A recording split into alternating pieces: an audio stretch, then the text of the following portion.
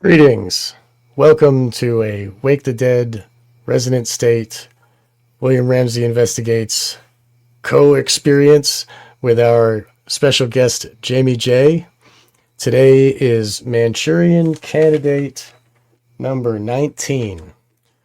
We are continuing. This topic of Manchurian candidate from fiction to fact has turned into basically just mind control, government mind control. What the mind control operations? We went very deep with the FBI documentation with Esther Brooks that William brought, and we today we want to discuss the Jonestown experiment that was, in our opinion, a psychological experiment, and they were running many different types of psychological experiments at one time in Jonestown. It was a little like they were mice in a maze, and they were testing their brains, and it was a perfect little segregated control group where they could make see how to convince parents to give their children Flavor Aid with cyanide in it. How is it that we can convince parents to chop their babies? How is it that we can convince parents to give a debilitating injection to their children? All of those things were tested in Jonestown, and we are here to discuss all of that. And welcome, Jamie. Let you say hi first, and then we'll go and say hi to everybody else. Hi. Hi, thanks for having me. It's my first time doing a show with you guys, so really excited to be here. And yeah, I've always studied cults and all that stuff. I have a sociology background, and the books I read, they were like older, right? And then I just happened to be watching this show the other night on Netflix, and I hadn't really thought about Jonestown in a long time, and I kind of just landed on it, and I just like the similarities between the stuff that happened, during the pandemic it was so glaring to me that I had to leave Sean a voice message in the middle of the night before I forgot all the points I had to make about it, because it was just so obvious in retrospect, that this was obviously, a test run for all these kind of things that just happened. So Sean said, oh, let's do a show about it. So yeah, really excited to be here today and discuss it. That's wonderful, and it fits perfectly with these, and synchronicity does these type of things to us, and we end up having these amazing shows out of these brilliant ideas. And I'm thankful that you brought that to our attention, and that we are going forward and having this show today. And welcome, William and Hans. Please say hello to the audience. Okay, I guess I can say hello. My name is Hans. I am a maverick investigator, and continuing into these different forays. Cult, of course, comes from culture. And in fact, one of this thing, it was the Army of God, back in, there's a bunch of these cults in the 90s. So this lady who ran it, they all wore uniforms. She said, cult, the word cult is culture, right? So there's a whole variety. Jonestown being the most prolific, we think about these really freaky set, whatever 70s cults, whatever gurus, but there are a lot of cults. Many of these Christian cults, like how about Alamo, right? Joe Alamo, millions of dollars, you know, underage brides. He also said basically, I'm God, right? But Jim Jones has become etched into the American consciousness just because of the audaciousness, the depravity, the the terrifying, the tapes just running over and over again. Just a very dark place. But Jim Jones, real quick, was vetted by the top leadership of the political establishment in the San Francisco Bay Area.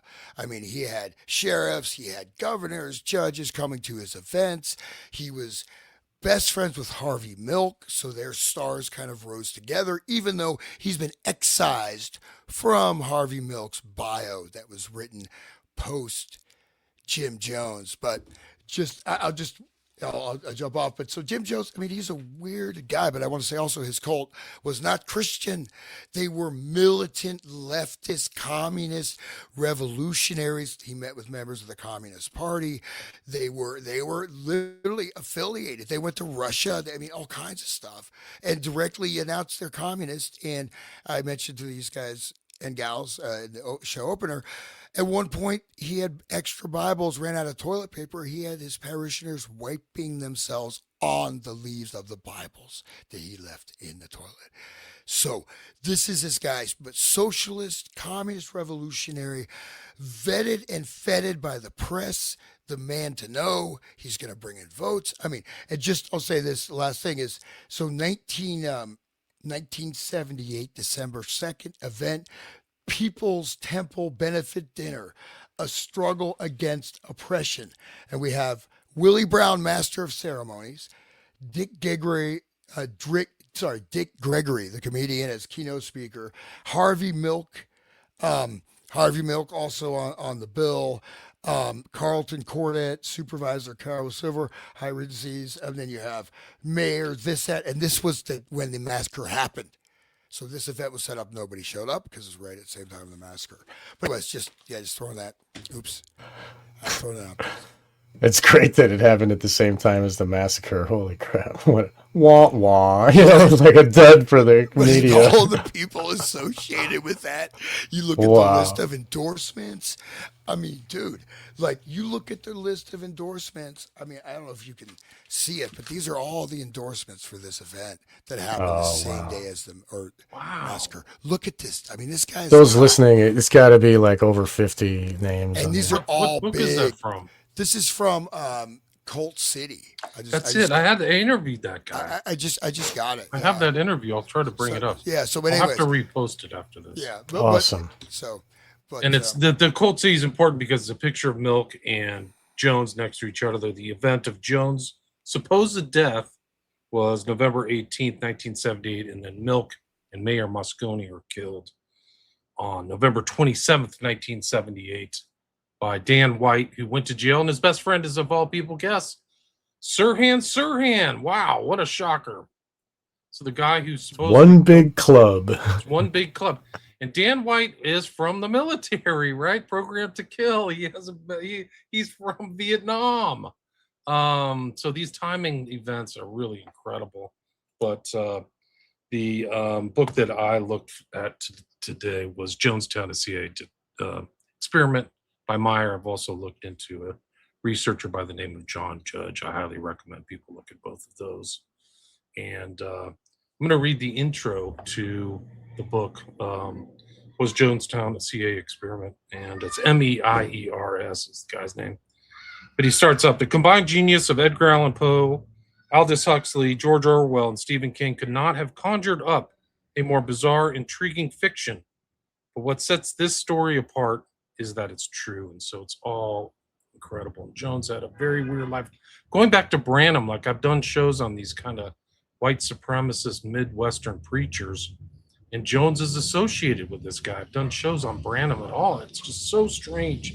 His arc and his connection. I mean, we can go into all that detail, but he had a background, and Myers makes the point that Jones was a CIA asset, so he's not like some kind of hireling or a agent, like a semi-agent. Like they said, Ferry's a CIA asset. He's not affiliated. He's in the CIA, much like Myers is saying that, and that he was brought into MK Ultra in the early 60s.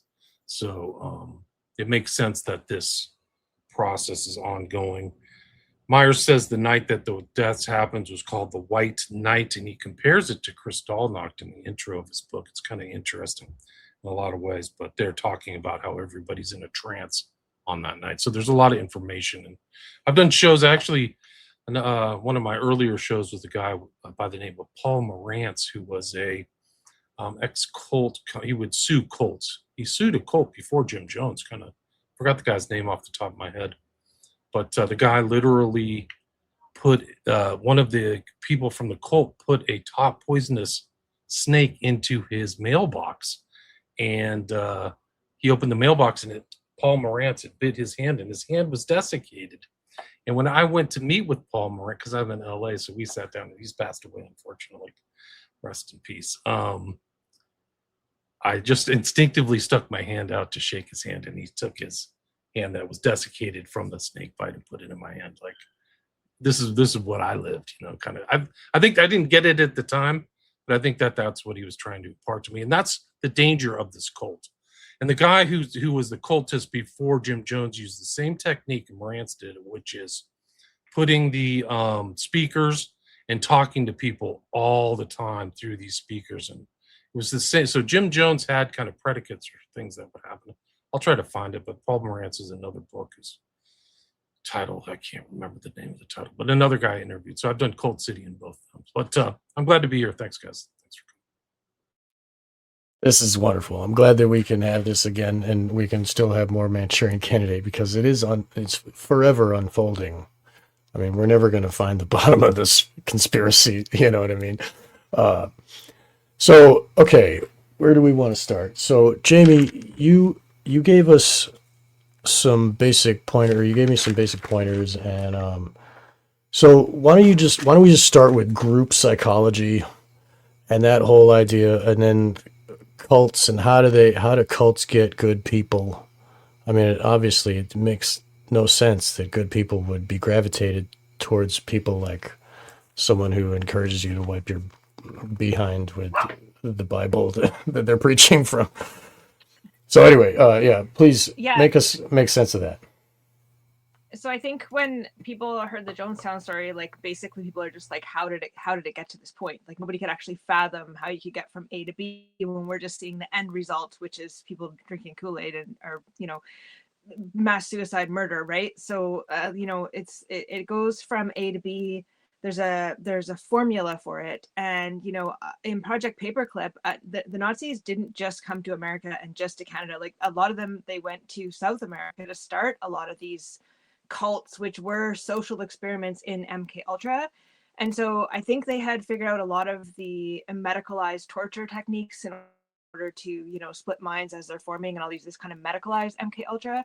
But I think what they were always trying to do since kind of the 60s was like, how can we do this in a sociological social engineering way where we don't need to get these people from birth and traumatize them to form them a certain way. We can maybe get people that are like change people that are already formed into a person with their own thoughts and ideas and beliefs and values. And so when you look at a cult, they say intelligent, altruistic people are the most susceptible people to joining a cult, just like really nice people are susceptible to dating a narcissist or a psychopath, right? Like it's kind of the same psychology that draws people in. It's actually based on their goodness and their altruism and their idealism, and these are the kind of people that actually are kind of drawn into these ideas, because they always start out as this kind of ideal, utopian, moral, ending poverty, ending discrepancy between people, and all these kind of really nice ideals that people think, oh, I'm willing to sacrifice a little bit for that, and I'm willing to participate to make that happen. And they normally, like I say, cults kind of go a bell curve, right? Because they start out good and they actually do accomplish some amazing things, like with the teamwork and stuff, and like you'll see that what they kind of start to accomplish, and then it kind of hits a top point where this is where the inversion happens, kind of at that 0 point, right? Where it's like, then all of a sudden once they've got them at this like great group cohesion doing something amazing, then it's kind of starts to turn, right? Like in a martial arts kind of a sense, like you're kind of turning the force upon itself and coming down this way, where it's like, okay, now I'm going to start inverting, little bit by little bit, just like when you date a psychopath or a narcissist. It's like it never starts out with them being a complete psycho, right? It's always a slippery slope. It's always a little testing of the boundaries. It's always a little bit of a betrayal and then you don't leave, and then it gets a little worse until finally like somebody's like a complete full-on psycho trying to kill you, right? So you start to see this same psychology with cults, and what they do is they start to invert the social values, right? And so social engineers, whatever people want to call them, the Satanists, the evil ones, like people who want to create this kind of, satanic world order, they're always trying to see how they can invert morality, right? And so what they'll do is they'll find ways to do it in like a really subtle way where they're just slowly, giving all the power over to the leader who is unquestionable. It becomes based on what they say because of who they are, not because what they're saying is true or right or good or anything like that.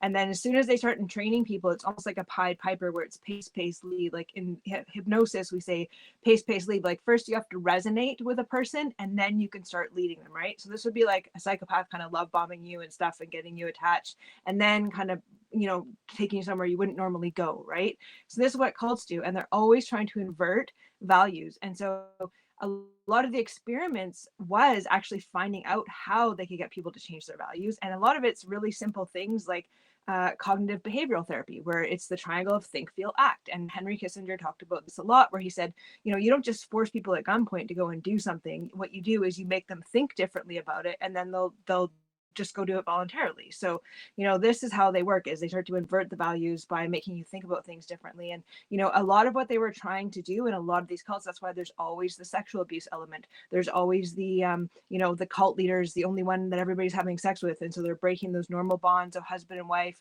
and then going against just any part of nature, which like, pedophilia is kind of like the bottom of nature, like where that's like against nature on all levels. That's what they're always trying to do, right? Is see if they can get people to accept that. And that's why you see all the sexual abuse in the cults. So I don't know, I'll just kind of stop there. There's a lot. I think there's enough to start on that, but I'll just pass it on now and you guys can kind of comment from there. No, if you don't mind, like just talk a little about cults. So really, what's interesting to note is we have very, very few cults in America. Very few, most of the 20th century. Okay. The cults peak in the 1980s, right after Jonestown. This is the peak of cults in the United States, which is really interesting. 1970, they say 900 cults. 1978, 900 cults. 1984, 2002, we have some people estimating literally like, almost a million people in various cults. 1993, 3,000 to 5,000 cults. In the 2000s, 10,000 to 20,000 or 5,000, but basically there's international. So we're looking at massive increase in the number of cults. And I think that to understand this, I think we could broad brush, but primarily a lot of things. And Jamie, I'm not trying to like be nitpicky academic. No, but cults, we have to understand, okay, we're talking about extreme cults. There are many different cults that are operational in various ways that don't go necessarily to that point of abuse. Even, okay, no offense to anybody, AA can be like a cult, right? People get locked into that, and there's other things. So primarily, with the cult phenomena, real quick, we're looking at the science. What we talked about the AM radio show I did with Sean, and hopefully the article's going to come out. But this whole stuff was designed in the 1920s and 1930s because of radio to understand how you create different social groupings, how you intersect particular leadership on the ground to create cohesive networks, infiltrating things. And you have like Kurt Lewin and all these other guys are looking at, well, the main thing they're looking at is how to change behavior, right? So it's all this psychological topology, looking at, the space of the individual, the psychological world of the individual mapped onto the physical geography, right? So and group topology. So this is massification. This is just an extension of that into creating these. So you could say obviously it's a more extreme extension. You're creating mass groups of people that are literally, they become almost like a mass organism, because part of the cult thing is that you become part of this and your whole identity is externalized into the space of the cult, right? So so you can see many things where I'm saying this cult formation stuff has been a very important type of weaponry. Even online communities can become like cults in terms of this foundational stuff. And sometimes they turn into things like that, right? So it's really amazing. But I've been checking out like the 80s is like this huge 80s to 90s, just massive explosion of cults. Not that many in the 60s. Only 900 in 1970. Then we're at like 10,000. So this is after Jonestown, which is very wild. You think, oh, let's join a cult, drink the Kool-Aid. Of course, Kool-Aid, reference to electric Kool-Aid acid test, Tom Wolfe's best-selling book, ties into the Grateful Dead, ties into etc. So CIA experiments ties into that. Yeah, right. I'm glad you mentioned cults too, Hans, because right around that time, lest we forget, is the Symbionese Liberation Army, which literally is in Oakland, where Jim Jones had a lot of his followers were from that East Bay area, mostly African American, is my understanding. So I think Symbionese Liberation got wrapped up or whatever in '74, and that is just totally redolent with mind control techniques and doctors and Jolly and Wes infamously, and some of these other guys. F. Lee Bailey, who's friends with William Joseph Bryan, is around during Jim Jones, like the progression towards Guyana, the trial of Patty Hearst is taking place, where they're talking about sensory deprivation, all these other things, behavioral modification, all this other stuff, where she literally changed her personality from a rich kid to a terrorist. So I think it's important and also the Bay Area is like a central area for so many cult stuff. Yeah, Process, Scientology. So this is so important though. I just want to sorry to jump in, but MK Ultra moved from individual experimentation to mass experimentation in the 1960s to small laboratory experimentation through cults, right? So Patty Hearst, you have these environments and you have this group of people and you can have all these different types of cults. And this is a movement of that whole program into a different field, right? So, I mean, literally, maybe not every cult, but there's so many of them that were literally, they just come check on it's like checking on your Petri dish, man, checking on your pet rock or something, they're just, and they have so many dynamics they can play with because it's a closed system, right? And they can work on attracting, and yeah, and it goes on and on. Well, let's say that guy in California. California is, what is it, Buddha Field? The Buddha Field, the guy would he wearing a Speedo. He would literally walk around like he comes on stage with his Speedo, and he just was like, and it's just, people, he'd give him Kundalini and they'd shake, and he just was like raping all these boys, and he made them like build this multi-million-dollar opera house. They performed one opera once, and then they just moved on. Like this kind of thing, man.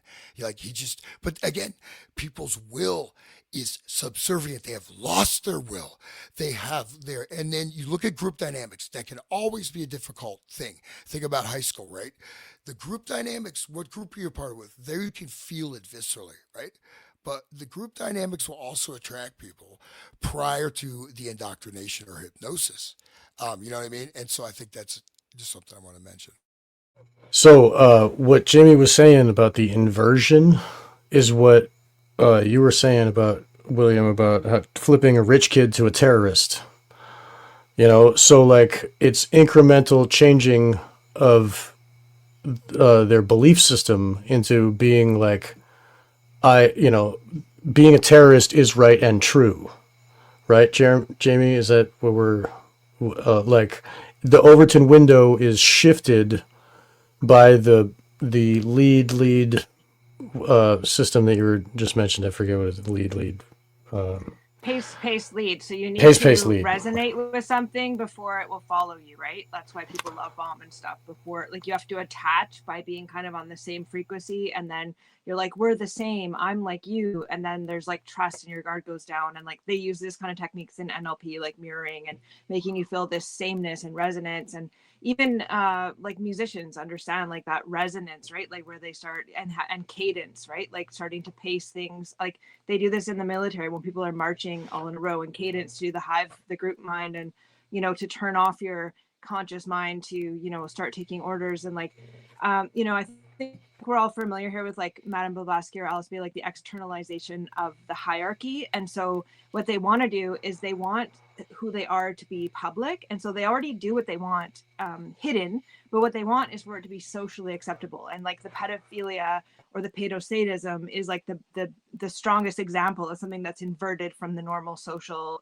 natural order of things, where they want to not only come out and say they are doing this, but to actually be like worshiped for doing it as though it's like the ideal and better than not doing it. And that if people are against doing it, they're actually causing the harm and they're the evil ones for trying to stop it. And so like that is their end goal. And so that's really hard for a lot of people to say, how the heck could we even get to that point?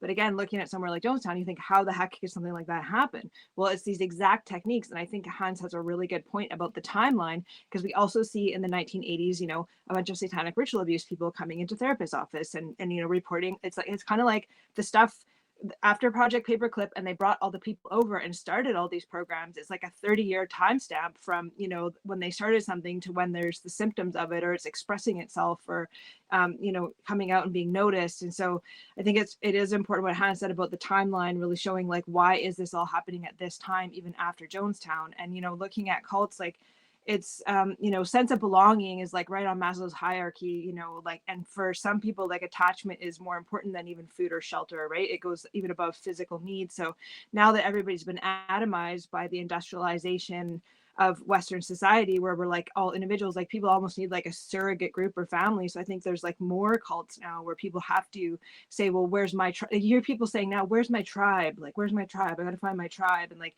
people are just longing for this type of tribalism. And, you know, so I think it's all really good points on that.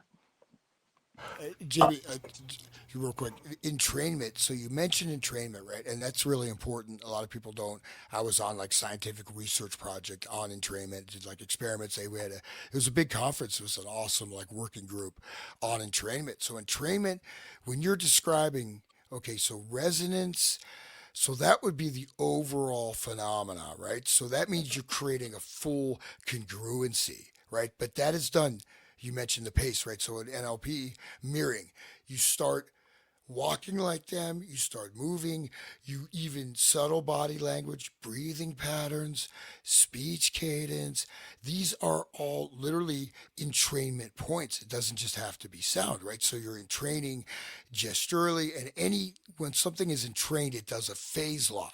Anything in nature, they'll phase lock, click, click. So you put two clocks together, they phase lock. So with a human being, obviously it's many facets, but when you're doing that stuff, it is 95%. I mean, unless somebody knows about it, it is unconscious. They don't know this person is doing this. They don't know. They're like, you know, like that. And these things can be done subtly, but then when you build it up, you literally have this person. Basically, you can hypnotize them once you've gotten that, because you've entered into their personal space, including potentially their inner world, right? And so then you establish resonance, which is an overall congruity, right? And then this resonance and so this is an actual phenomena, right? You see like flock, right? They study flocks. I was reading all these papers, birds flocking. They're trying to do this with humans, right? And the flocking is a type of entrainment. So the group dynamics, you literally build up a group energetic field of resonance, which is based on multiple parameters, right? It's multivalent. It's not just, it's also the belief system. It's, you know, what people wear. It's not whatever, you know, how people, but it is essentially, I mean, and this is, you know, they don't talk about this in school, man, because you get sent to the principal's office and get paddled. Like I used to got we had a paddle that big. I just get beat, man. And that's, you know, the way it used to be. But you've created now these structures. You create a modular field. So basically, so you use the word resonance, and you look at it in actuality, you are actually creating entrainment. So they move, you move. You're synchronized. Once you get that resonance, you start spreading this out. So it becomes a shared field. And the bigger it gets, the more powerful it gets. The more powerful it gets, the more power, the more energy the leader has. And he becomes more powerful. But it is actually like in actual reality, it's like a force field, right? I mean, what I mean is that, you know, you've been around, like you go certain places and you walk in, this is really uncomfortable, whatever, right? We notice that, you know, I don't know if you guys walk in a place and suddenly everyone turns around and looks at you, right? Why? But it's basically not necessarily, it could be nothing about you, but your field spectrum, your particular energetic output, which is just from, what your will, and this can be cognitive, it can be so many layers, will interact with these people. It's going to jar, and they'll be like, what's this person doing here? Right? So, anyways, it's a very powerful phenomena, and it generates more power, and it generates more control, not less control over time. And then of course, once you have established that, and then the inversionary activities shows you that you have literally sold your soul. You've lost your conscience. You know what I mean? You've crossed over it. It's You're not proof, right? Go ahead. I didn't mean to stop you. Sorry. Sean, come on. No, I do that all the time. Sorry. no, dude, it's sweet. I thought you were going to talk, but yeah, so that's just important to see I that. can. But I thought, again, Jamie is also bringing up that resonance and the pacing, because I mean, this is an actual phenomena, Right. and it's a phenomena of, this is what was studied in with the AM radio, is to mathematically group people, and then you have Gustav Le Bon, massification, the crowd, and the crowd obeys very different laws than individuals do. They literally have, people are almost like different, they're not normal human beings. You shift into something else, literally. So go ahead. So Jim Jones also had that radio going. He had the speakers going all the time, and he's like talking in the microphone, and he's got their heads all the time going. Like, think about that as like how they learned from AM radio to have that radio going. And in the military camps, they had these speakers that you couldn't turn off. Like, it was just broadcasting constantly.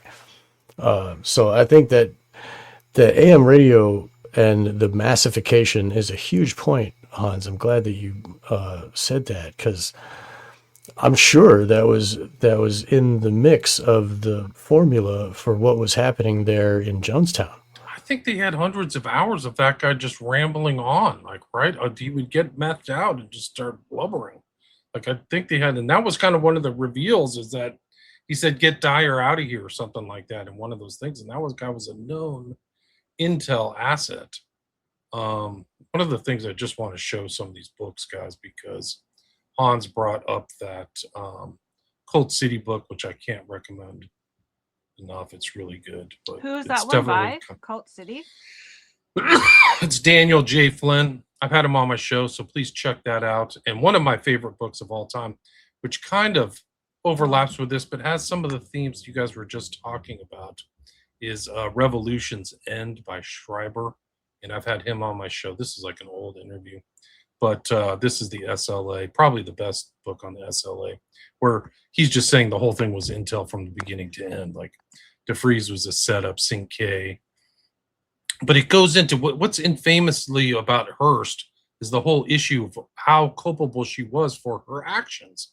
And you guys are talking about those themes, replacing and going in. Well, she was infamously kept in a closet, and then they would go in and so she's in sensory deprivation, away from her family. Then they would infamously go in and have her like repeat stuff like from a cult. Like, she would have, I forgot, they had like axioms or something like that. And then she was sexually abused and then left in there. And then they do it over and over again. And by the time she had Stockholm syndrome, and I forgot what her name was, but she was robbing a bank in downtown San Francisco. And so then when they went to court, and Jolly and West is in there, and F. Lee Bailey and all these other, there's like 3 MK Ultra doctors there. But I think they really kind of lost in court. They said she was, but it's because nobody knew what the techniques they were doing, right? They were all kind of secret. But highly recommend this book. And then the other one is Paul Morantz. I've done 3 hours of Paul Morantz, and he has this guy, I forgot his name, but his name was Chuck Dieterich, and it was Synanon, was the People's Temple group. And Dieterich did the same thing, where he had something, and you can see Synanon up there. But highly recommend this interview and this book, Escape My Lifelong War Against the Cults by Paul Morantz. So I've had all those 3 people on my show, and they all kind of tie into this whole Jonestown thing, this whole environment. So just wanted to add that. Yeah, and just briefly, experimental data, experimental set groups, right?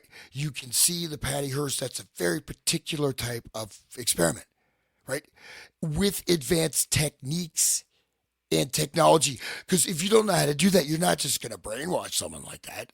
You got to know what you're doing. It's quite advanced, right? And Jim Jones, yeah, and Sean, like that audio going continuously. So you mentioned that the audio creates our environment we live in, right? So it's used, it's much faster than the visual sense, but it really maps our spatial world is actually mapped through sound more so than sight.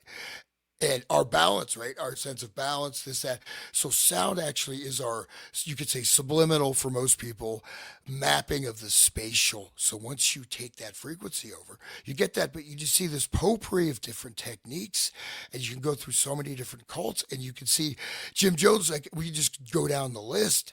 But a lot of these, I mean, one of the telltale things is knowing some of these techniques and how they deploy it. And these are, again, experimental groups and then by the time after Jonestown, they've got a whole array of settings, technologies, different types of grouping of people, different demographic groupings, different age ranges, et cetera, et cetera. And this, I think the belief doesn't even really matter. It's more about these type of groupings that you're getting together, right? So this is data. This is literally experimental data. I'm not saying every cult was like that, but many of them were. It's this textbook, like William, you said, it's like straight down the line. These are straight out of the CIA playbook, right? Guantanamo Bay. It's all this stuff. But there's many, many other experimental technologies, such as NLP, that are also being deployed. So, Jamie brought up earlier the loss of will and how they're overriding the cult leader's will is now the will of the mass. So like they make the mass will and then they step into it as I am the decider, you know. And they're trying to entrain them to go against their natural instincts of survival. And this is the same that we saw in the Estabrooks document, where they were trying to train the trauma mind control victims to go against, like, to suicide themselves, be like suicide bombers. To like, there was those submarines that were scuttled that they didn't know how. Like, oh, whoops! It was sabotage on the inside of the boat that made the boat sink, and they were congratulating each other on what a fine job of mind control they did, but they were very hush-hush about it. They weren't like exact, but this, it goes to show that so our natural instinct of protecting ourself, go against that, invert that, and then you can do anything, right? But then there's also the natural instinct of protect my kids, right, Jamie? Is that so? Because that was a key element. Like he was telling them I heard the tapes, he was saying that it is right and true to kill your kids because they're going to come in here and they're going to ask questions. That's kind of how it went. I have the perfect clip for you, Sean. It's right here. This is from Paul Morantz. He's going to play. He'll talk about the intro, and then it'll be Jim Jones convincing one of his followers that it's the right thing to do. So listen. Thank you. Yeah, 3 clips of 3 different groups, and it's if you don't believe that You can hear that, right? brainwashing exists, you may have a different opinion. You know, they say pictures. That's the voice of Paul worth Morantz. 1,000 words. These 3 tapes may be more than my book because it's real. And so, first this is Jonestown, and the setting is before they take the Kool-Aid, and people are giving testimonials to Jim Jones, and one man says that he will lay down his life, and but not his daughter's. And then Jones gets the crowd to sort of convince him that he should kill his daughter, which he finally, if you listen carefully, he says that she'll die too. And then everyone starts celebrating. It's pretty hard to believe. When I used to teach at USC, I actually found that my audience, it was very hard for the students to listen to this tape, so I kind of warn you. Father went on and on into the night, his congregation scared and confused and worried. He needed them now even more. They responded often with shouts of praise and murmurs of amen, and lined up to come to the microphone to testify to their love for him and their love for social. This is Morantz after he got bit by the snake that's him in the hospital. And huge, it was a huge like media uproar. A love so pure they would do anything to prove it, commit suicide, even kill their children. How do you feel about you may die tonight? Dad, from 68 to 69, the captain sent me to Vietnam to fight a war that I didn't know anything about. I had no principle to die in that war. You have saved my life so many times, Dad. Now I'll have no life of my own. I'm living on your time. I would die for you right now, Dad. I'm willing to face the front line with you right now. Thank you, Dad. Since I've been here, all I've seen is the beauty of socialism, and I feel that my life is fulfilled. And if death comes, it's no big deal to me because I've already lived my life just being here with the family. Thank you, Dad. Thank you. We were trying to light candles, not push buttons. And I'm prepared to die for this family if I have to for freedom. Thank you, Dad.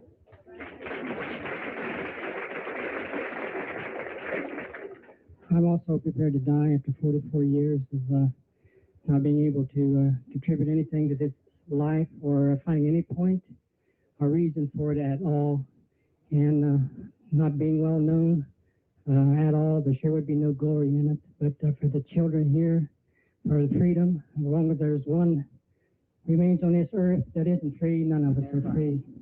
And I'm prepared to give my life if need be. No, I'd give mine in the place of hers.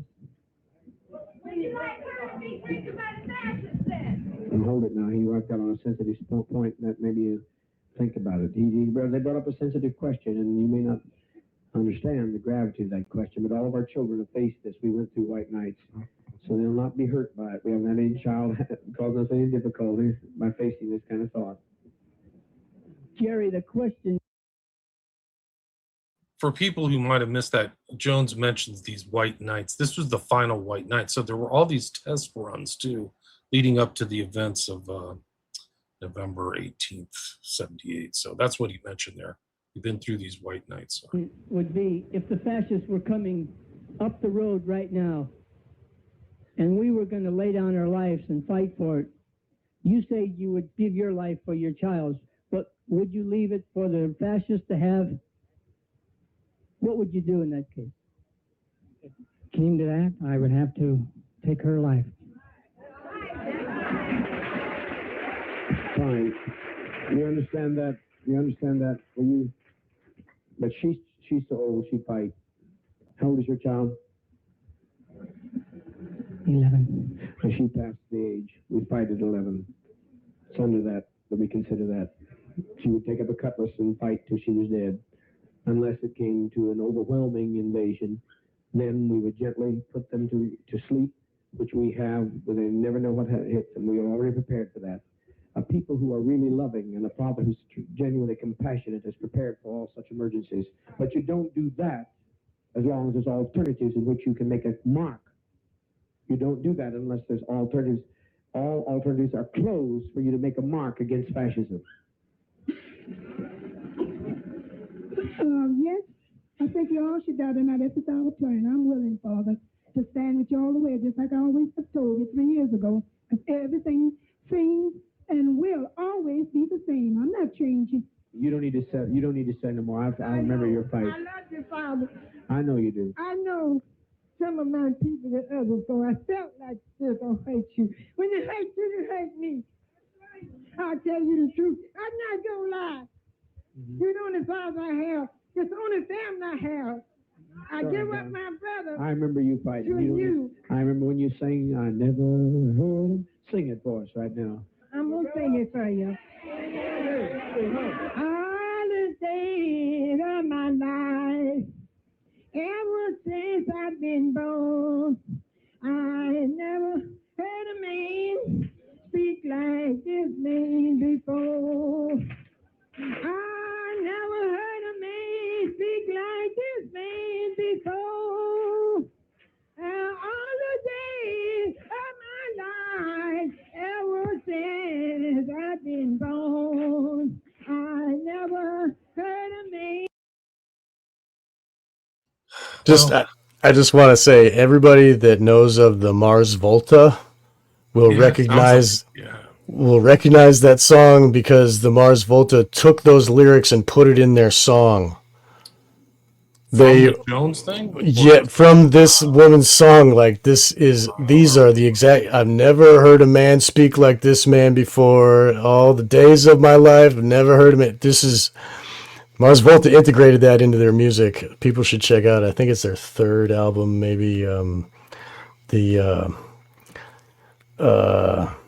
yeah. Anyway, but that.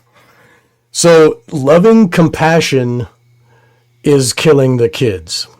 He said, "We are loving them. It's the most loving way for them to die. Everybody dies, and it's loving compassion."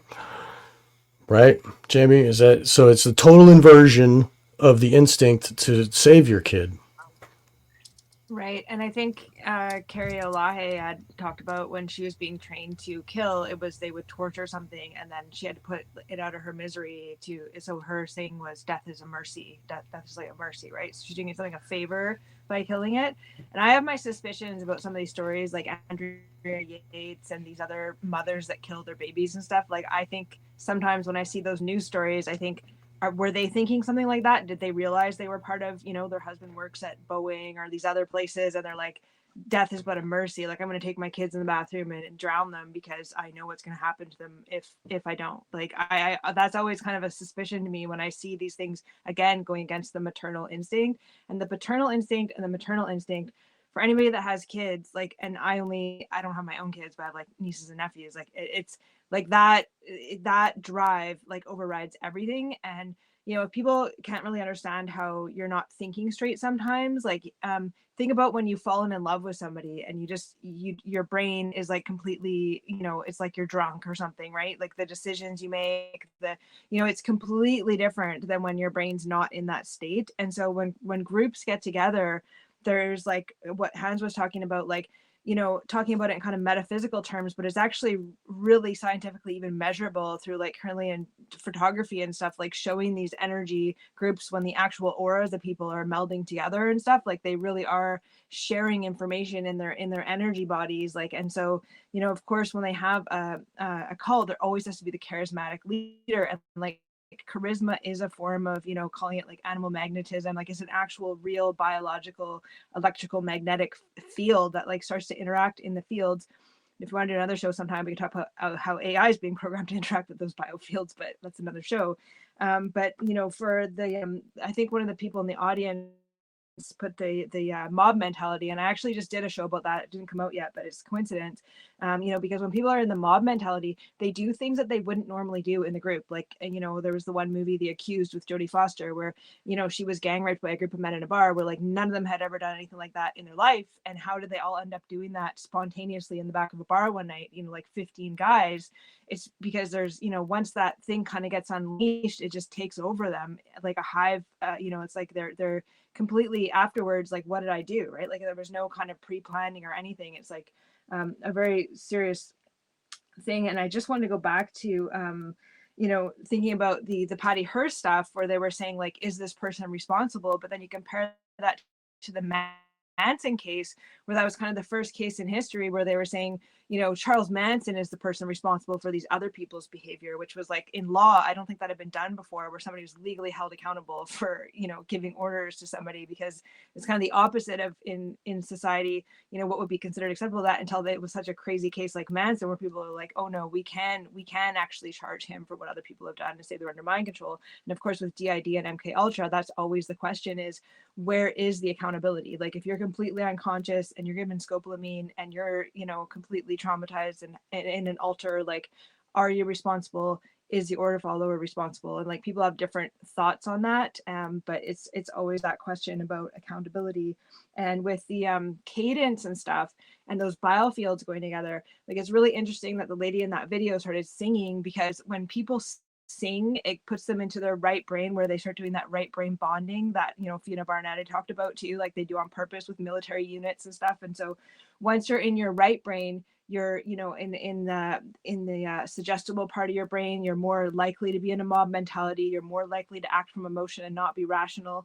You're more likely to be, you know, driven by your inner child. And so if you go to like church services and stuff, they always sing together in a hymn, just like they did, or even what Jones was doing with the speakers, like the psychic driving, but they're everybody's listening to it together, right? So it's like, and then after they do the singing, like in church, that's when they start giving the sermon, right? Because they've put you in that receptive state of resonance, and then they're going to insert the program, which is the talking part, right? And so you see this in the military too. It's like, okay, we're going to do some rounds of drill on the drill square, and then you're going to get your orders after, because you're just in a receptive state. You're all on the same page. You've all been marching together. You're a unit now.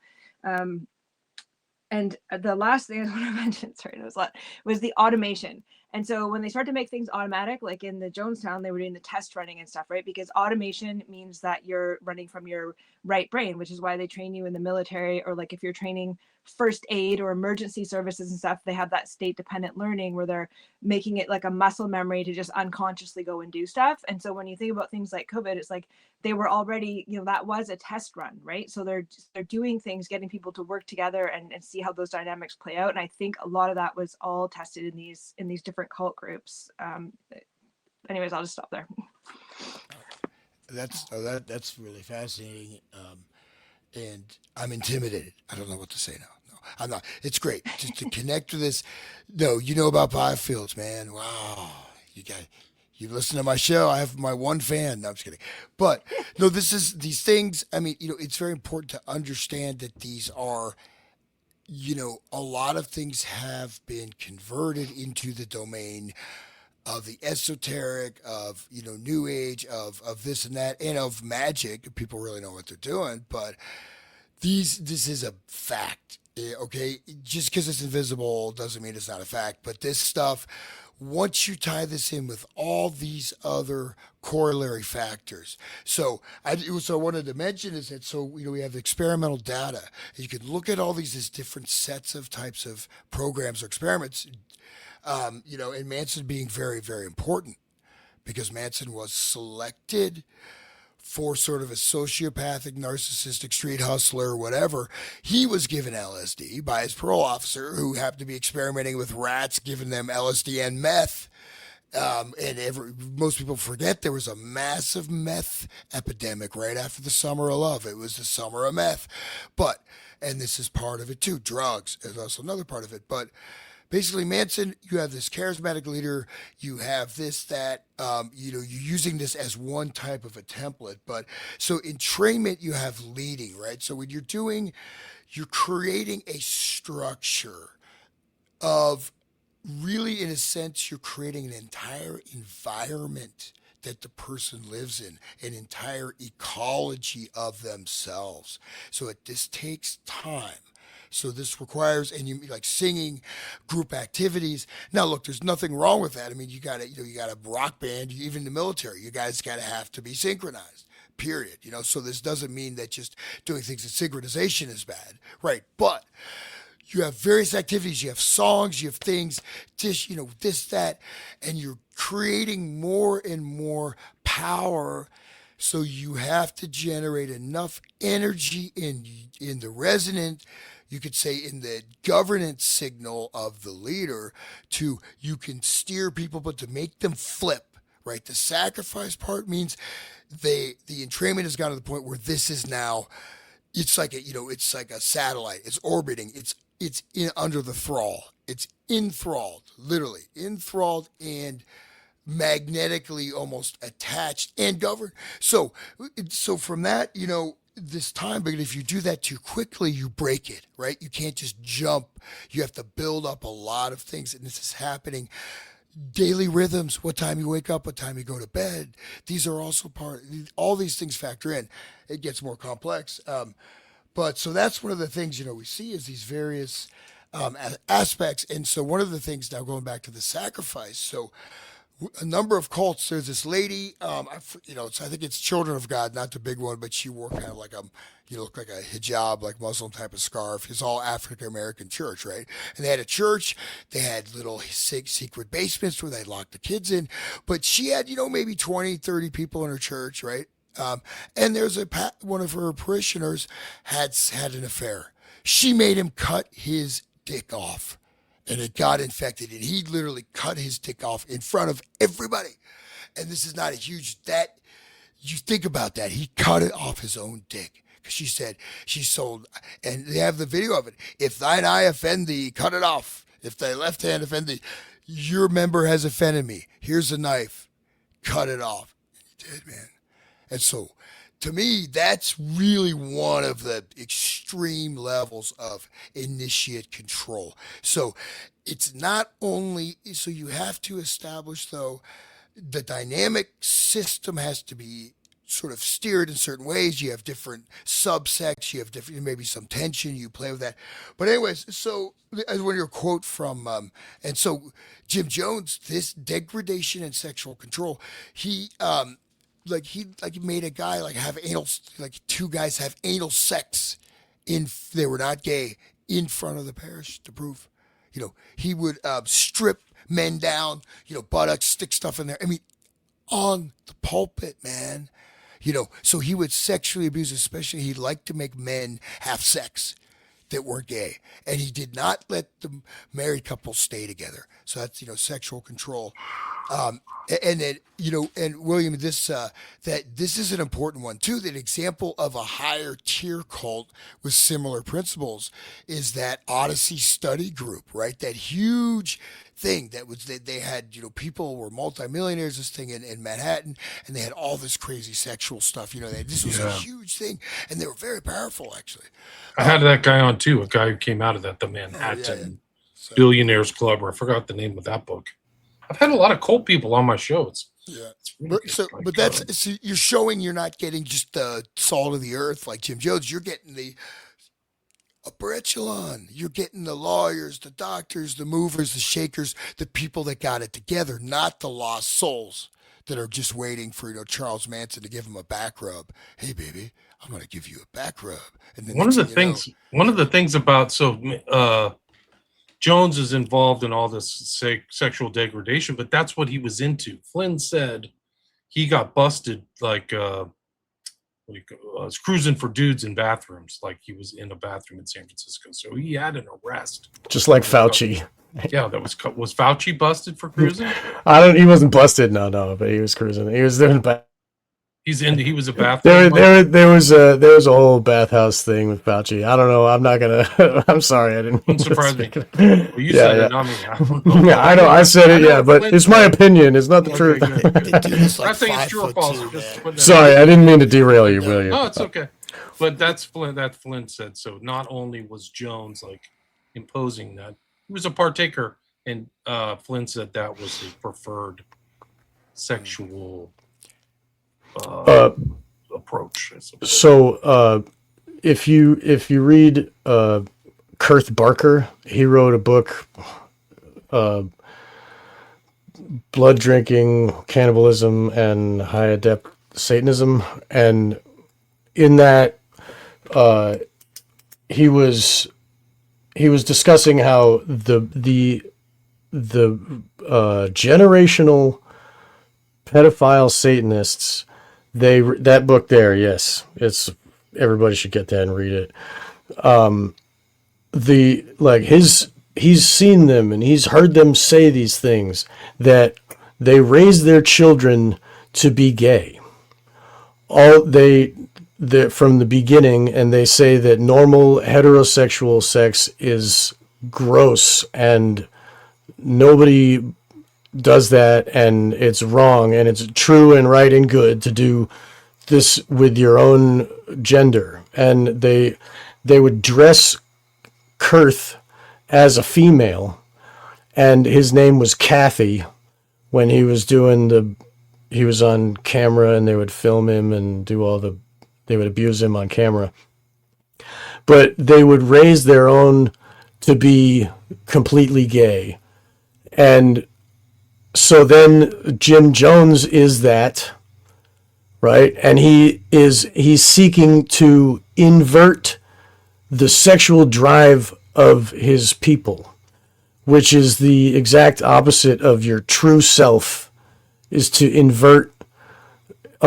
Nobody's gonna get hard for something they don't like. You know what I mean? But to perform for him, I don't know. Like, I don't know how it works, but it what.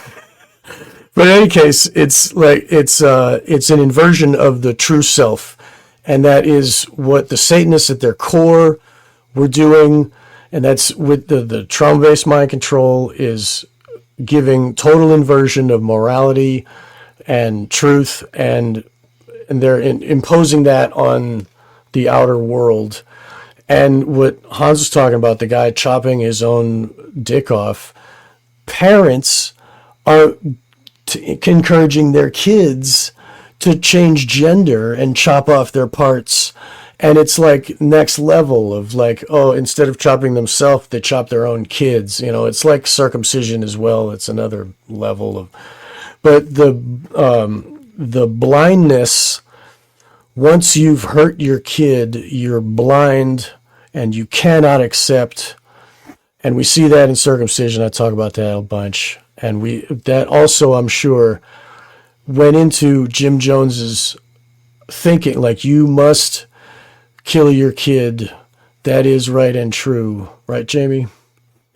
If you don't mind. Oh, please, Hans. Yeah, so it's basically getting somebody to do something so that they cross a point of no return. So like it's like you're forsaken at that point, like you're irredeemable. And so even whatever people believe about their religious beliefs, like you wouldn't even ask for forgiveness. You hate yourself so much, like, you know what I mean? Like that they make you do something. It's the same with pedophilia. Like you can't be an ex-pedophile. Like there's no coming back. Like once you've done that, you can never undo what you've done. Like there's no coming back from that. And so that's why it's such one of the main tools they use for like getting people to the dark side or blackmail, is like you're doing this thing that like you actually can't be redeemed from. Like you can't just be like, oh, I quit pedophilia, like, you know, like please accept me back to, like, it just is, it's a point of no return. And so they do that, you know, obviously going against the drive to like, you know, that's why they made at Jonestown them kill the children first, because of course the parents aren't even going to want to live after that. Like it's a point of no return. You've already gone so far, you want to be dead just to not be alive to experience what you just did. So it's like it wouldn't have worked the other way around. They have to do the children first. And again, we were talking about Sean, it being like symbolic of, you know, handing your son over, you know, going back to the Bible, or like Moloch, or, you know, just this ceremonial handing over of your son, whether that's to hand them over to the medical establishment, whether it's to hand them over to a group of pedophiles to get into an elite club. And William talked about some of these more elite groups joining cults and stuff. And like, they have different parts inside of them that are susceptible. Like the narcissism has a little wounded child behind it, and that's the thing that gets these people into these elite groups of like wanting to belong and being elite. And like they have these other kind of wounds, like different than maybe the street kid kind of wounds of abandonment and those kind of things. They kind of have their own, you know, like they'll have everything material and successfully, but like they have this, you know, shame-based child part inside that drives the narcissism and that psychopathic, sociopathic kind of behavior. So like they're susceptible to that being activated to pull them into one of these groups, right? And just one analogy I wanted to share with Hans about the pace lead is a really good way to think of it is like trains on a track. So they get the train on the track, it's getting momentum, and then, you know, when a train changes tracks, you don't really feel that, you don't really know it, just you're on a different track, you didn't even realize that it changes underneath. Like that's how they do the cult indoctrination, or you know what I mean? Like you're on a track, you think you're going somewhere, and you don't even notice that something else has come from behind and switched the track. It's like completely in the backdoor subconscious. Like it's not, if you knew there's a huge sign that said train crossing, go right or left, you might not go. But if that track just changes, you don't even know you're on a different track. And that's kind of how I try to like imagine how they change what the group thinks it started for. And I also use the analogy of like Aikido or martial arts, where you use the force against itself. And so you see this with like the women's movement or something, like where it'll start out really good, have good intention, you know, and then it gets to like a certain point where it kind of almost redirects back into the very thing that it was meant to fight, and it just becomes that very thing in a new form back at itself. So you're kind of becoming the exact thing you meant to fight in the first place, and it's like, you know, it's the same technique they use. I don't know, did that answer your question, John? Or Yeah, and we see the way that the transgender thing, like, I mean, it started as like we gotta protect women, and now it's like if you don't let some dude jerk off in a woman's bathroom, then you're the problem, you know. you're the It's persecutor. right.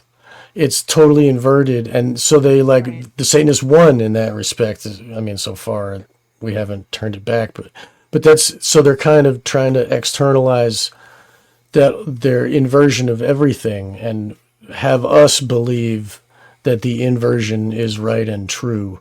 So that's what they were doing with the COVID thing is, I mean, you know, it says on the box, does not protect against virus, and people would wear it on their face to protect against virus because Fauci said so, because he's like the leader of the cult and they got a bobblehead. And so it's, you know, they're going against their own logic and their own understanding. And then they're told that you got to protect grandma, so put your kid in danger. And that again is an inversion. You know, you protect your kid. Grandma already lived. You know, it's on many levels the inversion. I think that's really important with the psychology of this type of thing. All cults are looking to invert your natural set, and then once they invert that, then they can wield you. You know. Well, I want to read just to show this very graphically, maybe not shockingly, but how Jim Jones went from having a Christian church, right? And this is from one of his sermons. Throw aside religion. The reason America has not freed itself of racism, the reason the women in America only make half the salary of men is because of the Bible. The Bible is the root of all of our problems today. Racism is taught in it. Oppression is taught in it. Otherworldliness is taught in it. If the Bibles would disappear, if religion would disappear, then we would do something to make this ecological system a better world. That's a little weird. We would clean up the nation. We would clean up the world. We would do something about the here and now. But the Bible says by and by. When the morning comes, there's going to be a beautiful city, or God's going to come and down and raptures people, take them up. Bull. Jim, in the same sermon, he called God a dirty old man that ought to be raped, a fart in a breeze, a dumb sky god. Quote, when I say God damn it, I guess I can damn it because I'm God. So Wow. Look at this from the church, and he's so I just chance upon this, but them wiping their butts with them. I mean, he is denouncing religion top to bottom. But so the inversionary stuff, just one thing with the Satanism was also introduced deliberately because it's a very powerful medium to invoke these processes. Okay. So the finders, those dudes, were they actual Satanists? That's part of what they're doing. And so part of this is, William Casey said, former director of the CIA, is like, well, we were studying all this advanced psi warfare and this and that, and really, it just didn't really work out. We didn't, all this stuff. It was just a bunch of hype. But the one thing that worked is multiple personalities, splitting the personalities through traumas, and also putting in. So this inversion is also a type of splitting your personality, especially if you're doing something very graphic. This is creating a fissure, right? Potentially may not create a new multiple, but this stuff can be worked on. So, and that's exactly what we've seen deployed, right? So all this stuff is generated through a lot of study, a lot of experimentation in order to be utilized on the macro scale, the national scale. This is a very different level.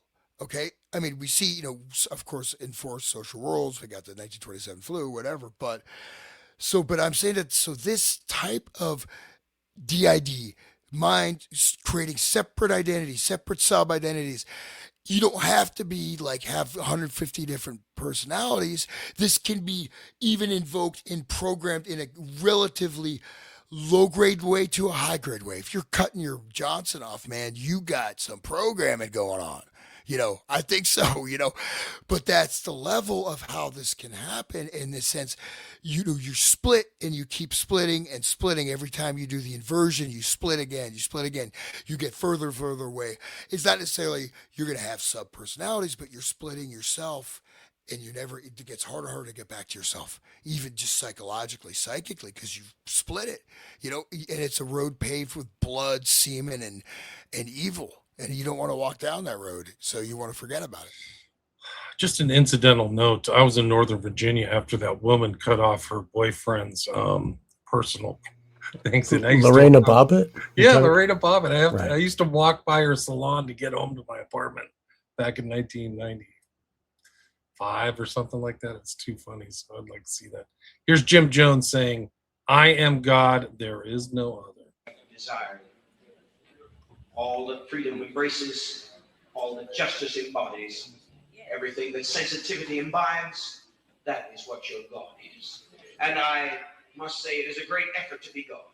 I wish it upon another, but no one else in the particular stratum of the class consciousness that we are evolving in has the faculty that I do. When they do, I'll be glad to hold their coat.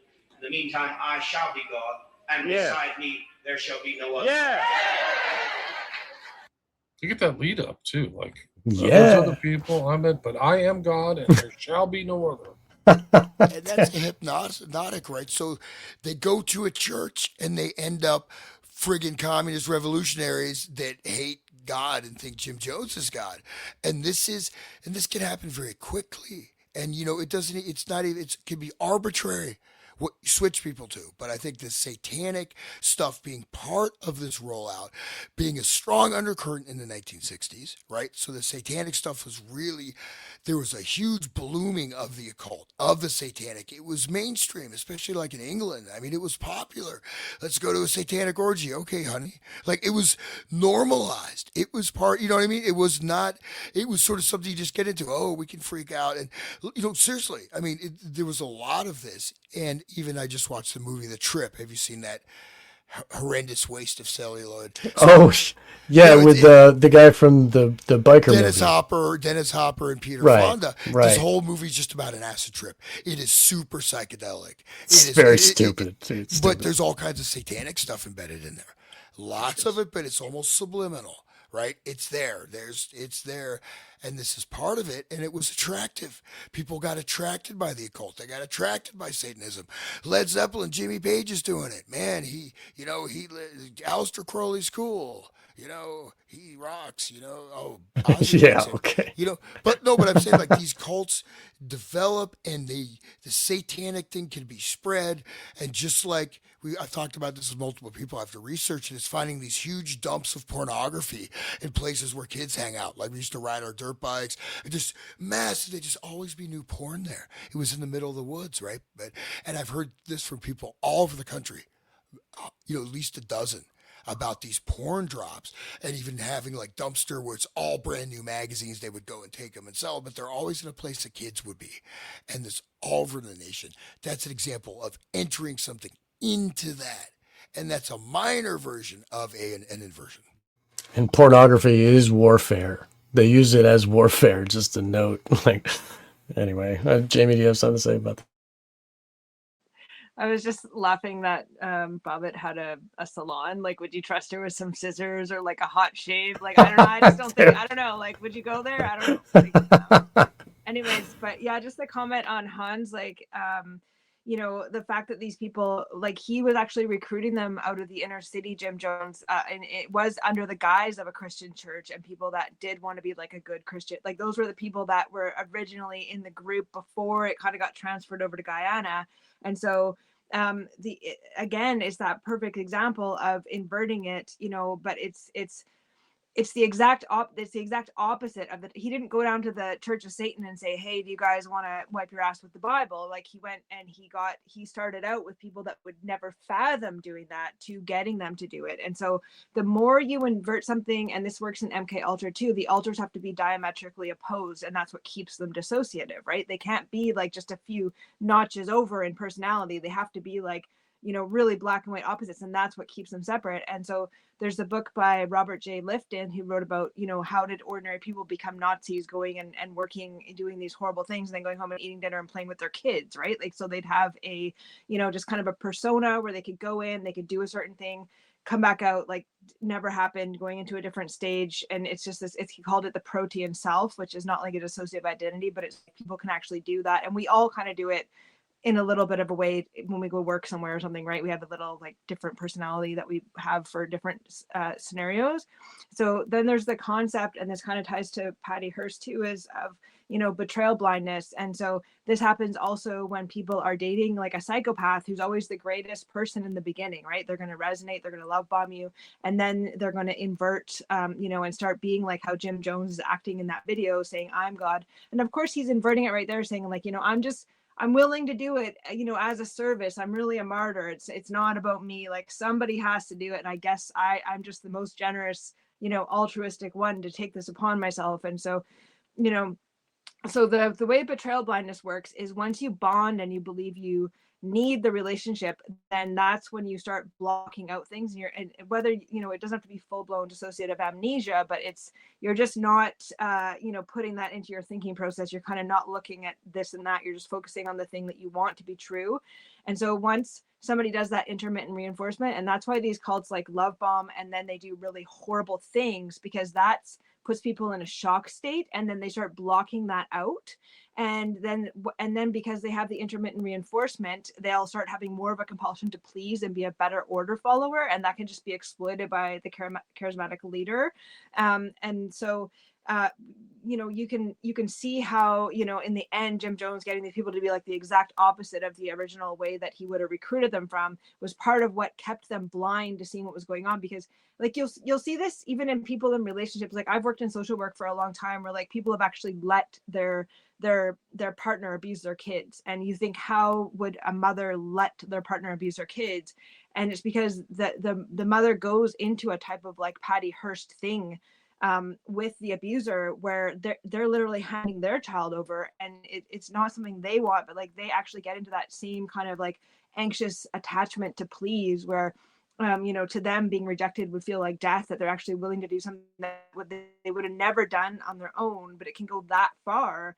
So yeah, what you described with him doing that, it really kind of shows like, this just sort of, even if it's not dissociative, it's just betrayal blindness, where you're not seeing that when you talk to the person. You're not seeing you're not objectively able to see Jim Jones anymore. Just like when you're dating somebody, because I worked with women in domestic violence and stuff too, and like it'll be like years before they can get away, and you're thinking, how are you like dating somebody who's trying to blow your car up and stuff, and then going back to them? Like, you can't fathom why people would act that way. But it's like they really are under mind control, like a type of emotional traumatic mind control, where they actually can't have a will of their own and think. It's like that mental slavery, where even if the door's open and they're offered help, they can't actually take it, because they're mentally enslaved by this type of brain trauma with the intermittent reinforcement. And so like I really see that in the Jim Jones stuff, like, and same with David Koresh, was telling everybody sex is so evil, but like I'm willing to have sex with everybody's wife just to take one for the team, and I'll do the dirty deeds so you guys don't have to, right? And you're thinking like, how are these people actually this stupid? But it's because it's not their thinking part of their brain. It's their little inner wounded child with anxious attachment and betrayal bond and all this other things that are being activated. It's absolutely not a rational person sitting there debating how ridiculous what this person says, and I think Jim Jones is like, I mean, you couldn't have made this guy up. You couldn't have made up he's like, you couldn't even have made up a evil villain if you were a team of producers. Like, how could you make this guy up? He's so perfect, Yeah. Whoa. Like, I don't think you can beat Jim Jones. I don't know. So, just real quick, you said that you just read a book about the hypnotism book, Esther Brooks' Hypnotism, Oh no, you heard a podcast or something saying that was written. It was letters written to an RCMP officer instead of the military, and where they wanted to go against the survival drive and also against the paternal maternal drive. Is that something that you wanted to make sure we talk? Oh, you're muted here. One sec.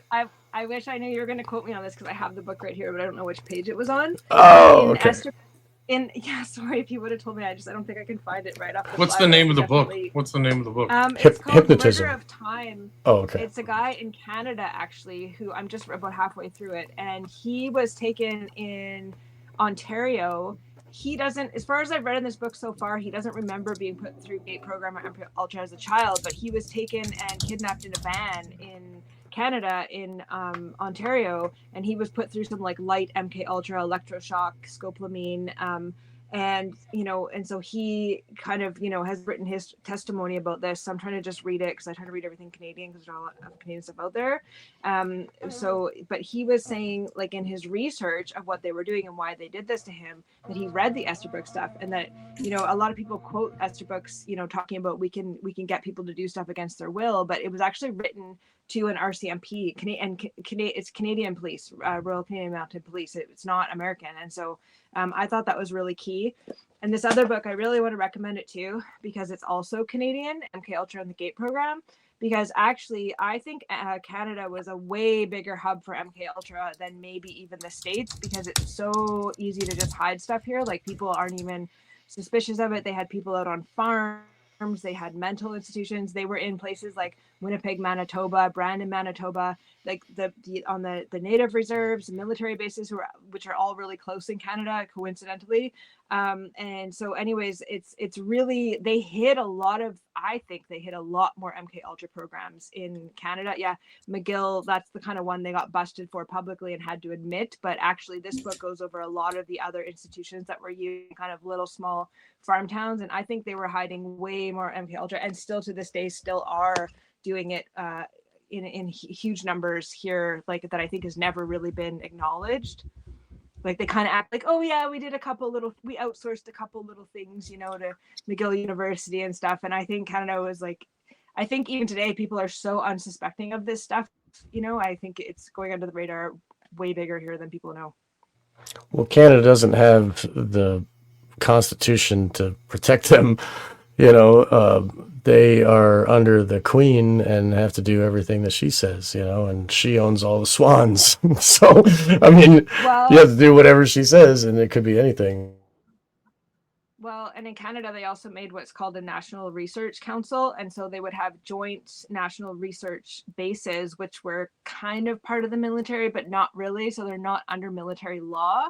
And so they would bring, these joint research council places, which are military bases. They just don't call them military bases for legal reasons. It was a legal loophole where they could bring like American or British soldiers onto Canadian soil, because your political government rights go with your country of citizenship. So, but then when you're in the military, you're under martial law and you don't have the same rights that you would in your country. But so when they bring somebody over to Canada on an American over to a base on Canadian soil on the British run side of that, it's kind of a loophole for them to do joint national research, which can be biological germ warfare.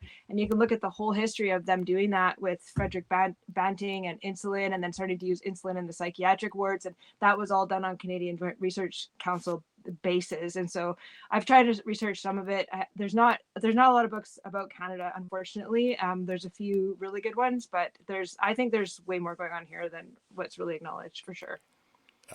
I just want to expand a little bit out about you're talking about the betrayal and that kind of thing. I mean, I think there's another layer, because if you look at the initial research, going back to the psychological topology, going into, Theodore Adorno, the Prince Radio Project, this also was about creating mass minds. But again, what we have is a very unique phenomena that never occurred in human history, except for maybe psychic tribes in Alaska or something. But basically, you have these relationships with people you never met.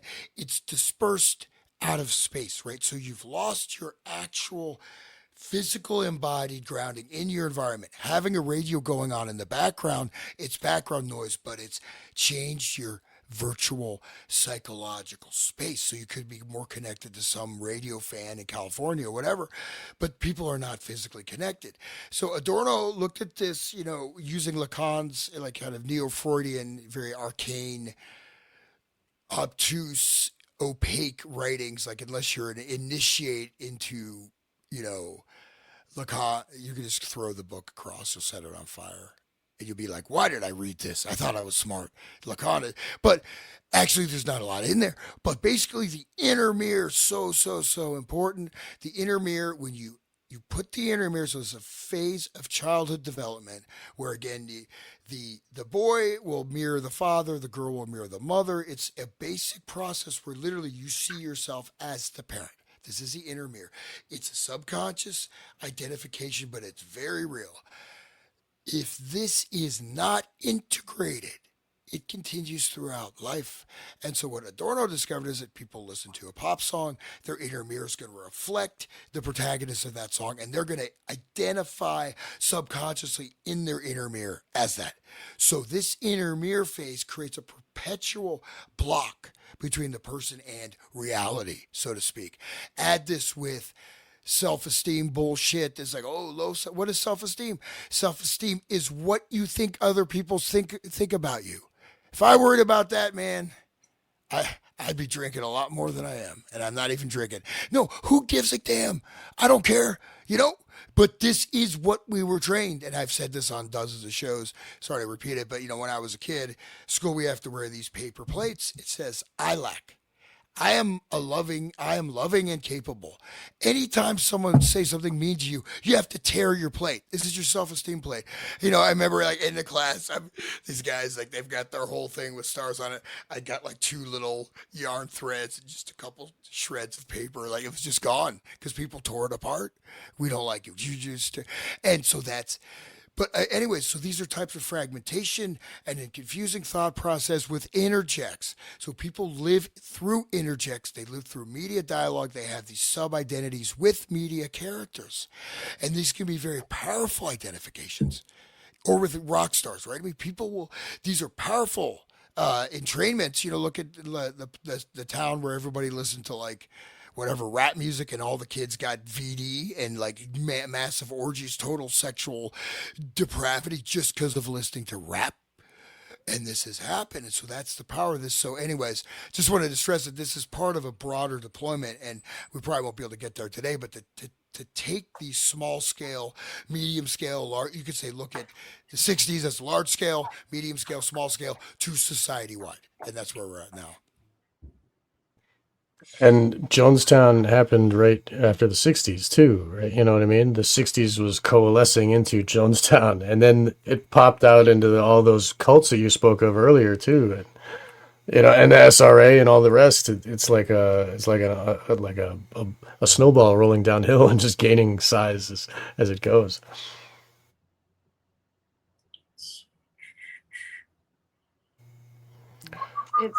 There's also like the concepts of that are really important. I think me and Sean might have done a show on that book called On Killing, when they were trying to see how they would get people to actually shoot their gun during war and the psychology behind that. I can't remember the name of the author of the book On Killing. It's a really good short book that I recommend everybody read. It's really well done. But he was really talking about the concepts of social role modeling, like having a drill sergeant is way more effective, right? And then also in a platoon, it's like the camaraderie and the group identity and like all of these concepts, where like you see this kind of played out in the digital space now. And so, I'm going to have to ponder some of what Hans said. I don't know if I really fully got everything he was saying. It's really interesting though. But, thinking about this fantasy aspect of, people being into like cosplay now, or like even bonding with a porn star, like, and in their own mind, like thinking they have this like emotional relationship with this person. Right. And so, I think I kind of understand what you're saying, Hans, about this.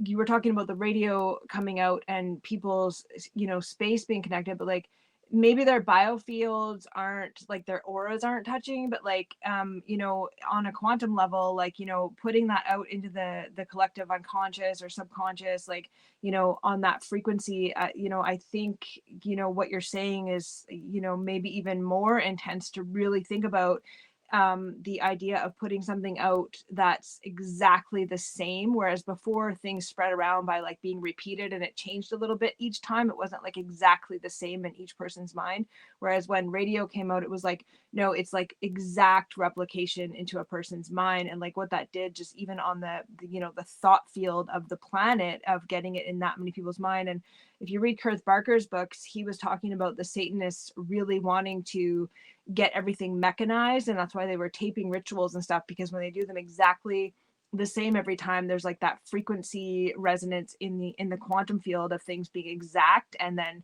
so the more they could get things down to be perfectly replicated, and then of course with technology that's so easy now to do, that it's like, you know, I think as time goes on, that's exponentially becoming more and more, you know, quickly manifesting things by being able to just, you know, have that exact thing. And I always tell people to think about how powerful the right brain is. Like, think about any song you knew from your favorite album. Like you put zero effort into memorizing that. You didn't sit there and try to memorize it, and like you have it in your head forever. You can play it like a tape deck in your head if you want to play it. It's there perfectly. So like, imagine hitting that side of your brain, you know, which is what all these techniques and all these like, you know, psychology schools in the 60s and the 70s and all this positive psychology and the Esalen Institute and all these, you know, things. They were figuring out all these techniques for right brain programming. And the way that Fiona Barnett talked about some of her right brain bonding and stuff, you know, it's like really thinking about the human mind as a computer. And so your left brain is like a regular computer, right? And then the right brain is like a quantum computer. And so when they're putting stuff into the right brain, like putting a radio broadcast out, like that's like a quantum level, you know, hitting a bunch of people in their right brain, which is actually, you know, basically interdimensional, like, and then that manifesting into this, what is, I think is a lot bigger than maybe people realize, the actual power of that. And maybe it doesn't happen right away, like there's a time delay. So it's really interesting that you noted like the time this stuff sort of to come to fruition based on when kind of the technology was actually discovered. It's kind of like that, you know, that because we're in a time space dimension, it's kind of like there's that element of time space to these things actually, you know, becoming present for us to notice them. But I don't know, just some thoughts. Just real quick, it's you create essentially, since you're going far out, I'll go far out. So it's like an astral type of dream body, and these create shared entities to a certain degree.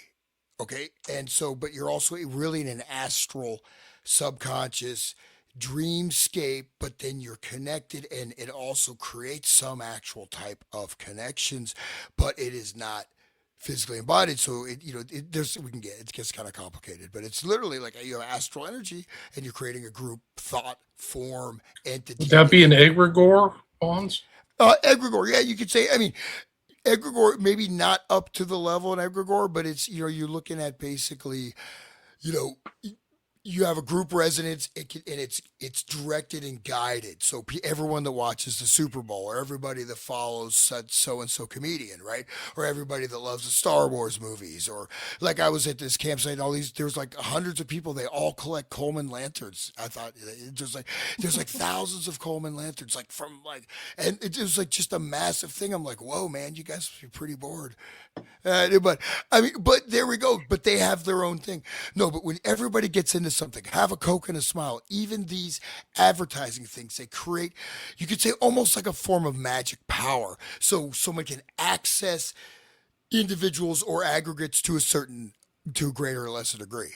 But so it exists, but it exists. You see movies, all the subconscious stuff, all that. You know, I look at music videos now. These are astral world demonic stuff that people are being ritually initiated in their dreams by listening to this music and don't even know it. But then yes, it's not quote unquote real, but that's what they want to make with the damn, sorry to swear, this fucking AI bullshit, to make us live in this giant Mark Zuckerberg, you know, live in Mark Zuckerberg's underwear. That's like Dante should have had that, you know, in the Inferno. But I mean, literally, like, they want to put us into this permanent astral state. This is a way of creating it. So anyways. Yeah. Watch out what you say, Hans. Come back to bite you. There'll be an AI agent looking out for you like the Matrix. This is Jim Jones talking about how he's a god. And educate them and give them love and support. The thing you see out there is not socialism. It's a capitalistic device to stop socialism. A little bit of money to the drunk so he'll stay drunk and keep his children beat so they won't be able to grow up healthy. That's capitalism. But socialism will provide work. It'll provide work for all, and it'll provide comfort for all. It'll provide provisions for all.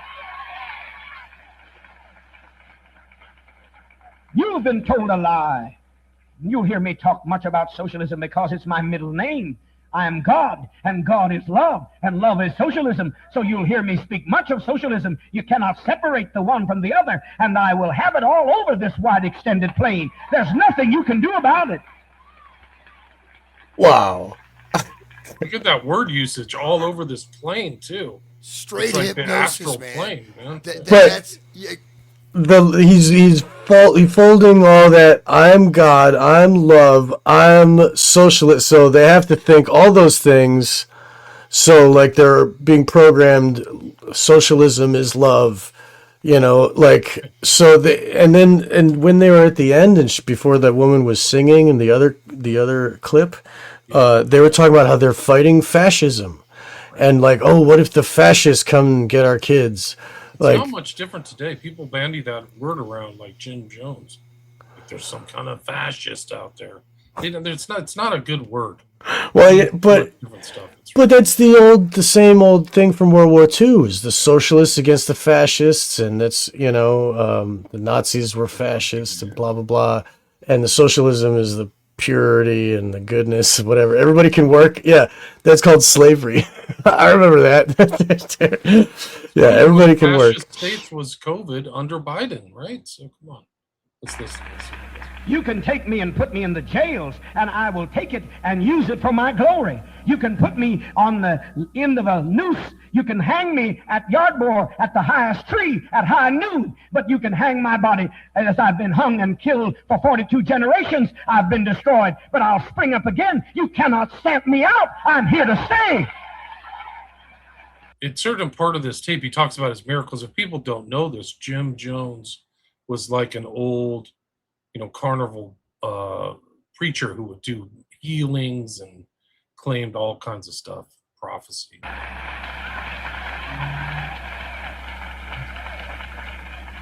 Nothing you can do. If you give me bad publicity, I'll march around your newspapers and get more publicity. And if it's bad news, we'll take it and use it and not get discouraged. Because as Mae West said, and if that old girl can know truth, surely God can know truth. She said, I don't care how they write my name. I don't care what they say about me in the newspaper, as long as they spell my name right. And we must have that attitude because the newspapers are owned by big business. They're owned by the capitalists that have kept the blacks down. They're the very ones that used to stir up the lynch mobs. The newspapers are controlled by wealth. There's only one in every city, and they're always controlled by big money. So you can't expect them to be friendly to us. They're just having a little rest. They'll take after us again. But let's not worry. As long as they spell our name right, we'll take the best of it. Whatever knock comes, they will use it for a boost. Every prosecution will be an upliftment. Every persecution will be an unfoldment. We shall go through. No matter what they give us, we will turn it around. Even though they mean it for evil, we'll turn it around and use it for good, because we shall remain. I'm going to invert it, right? That's the goal. He says in this other one, he says, I am the Messiah. This is Hypnosis 101, man. This is Ericksonian Hypnosis plus NLP language programming and all these weird inversions, logical leaps. This guy knows what he's doing, actually, even though he sounds whacked out. He's a little Jim Jones. He reminds me of, this Philip K. Dick novel where, people are colonists on Mars and they play this game called Perky Pat and they get these hallucinogens and they enter into this board game and they live inside of it. And that's what they all live for. And that's like this, like these people are literally completely out of the world. They're in this board game that Jim Jones has invented. You know what I mean? Like it's this levels of derealization, I think, are endemic now. And this is where it starts. He says, I am God the Messiah. At another point, his discussions of Jesus switches in mid-sentences from the third person to the first person. So he's like mixing them up, like, there's this other guy, but I'm also him, That's how they get you. And he talks about that was almost a pace lead, right? Like it's like they even did that in the Beatles song where they were saying hallelujah, hallelujah, Hare Krishna. Like it's pace, and then they just switch it, right? And so that's almost what Jim Jones was doing. And like this just reminds me of WWF too, or WWF or whatever the hell it's called now. But like they, you know, it's that same grandiose, over the top, like, you know what I mean? And you see this in rap music too, where it's just this like grandiose narcissism, like I'm everything and like, you know what I mean? It's just over the top and people just love it. They just eat it up, you know? It's like it's showmanship. It's the alpha monkey syndrome. Everybody wants to see the alpha monkey, you know. Like it's really crazy. This is, I mean, this show is blowing my mind. I can't. Thank you for bringing the clips, William. This is great. We didn't even really fully say that the military is a cult. We kind of danced around a little bit. We said military this, military that.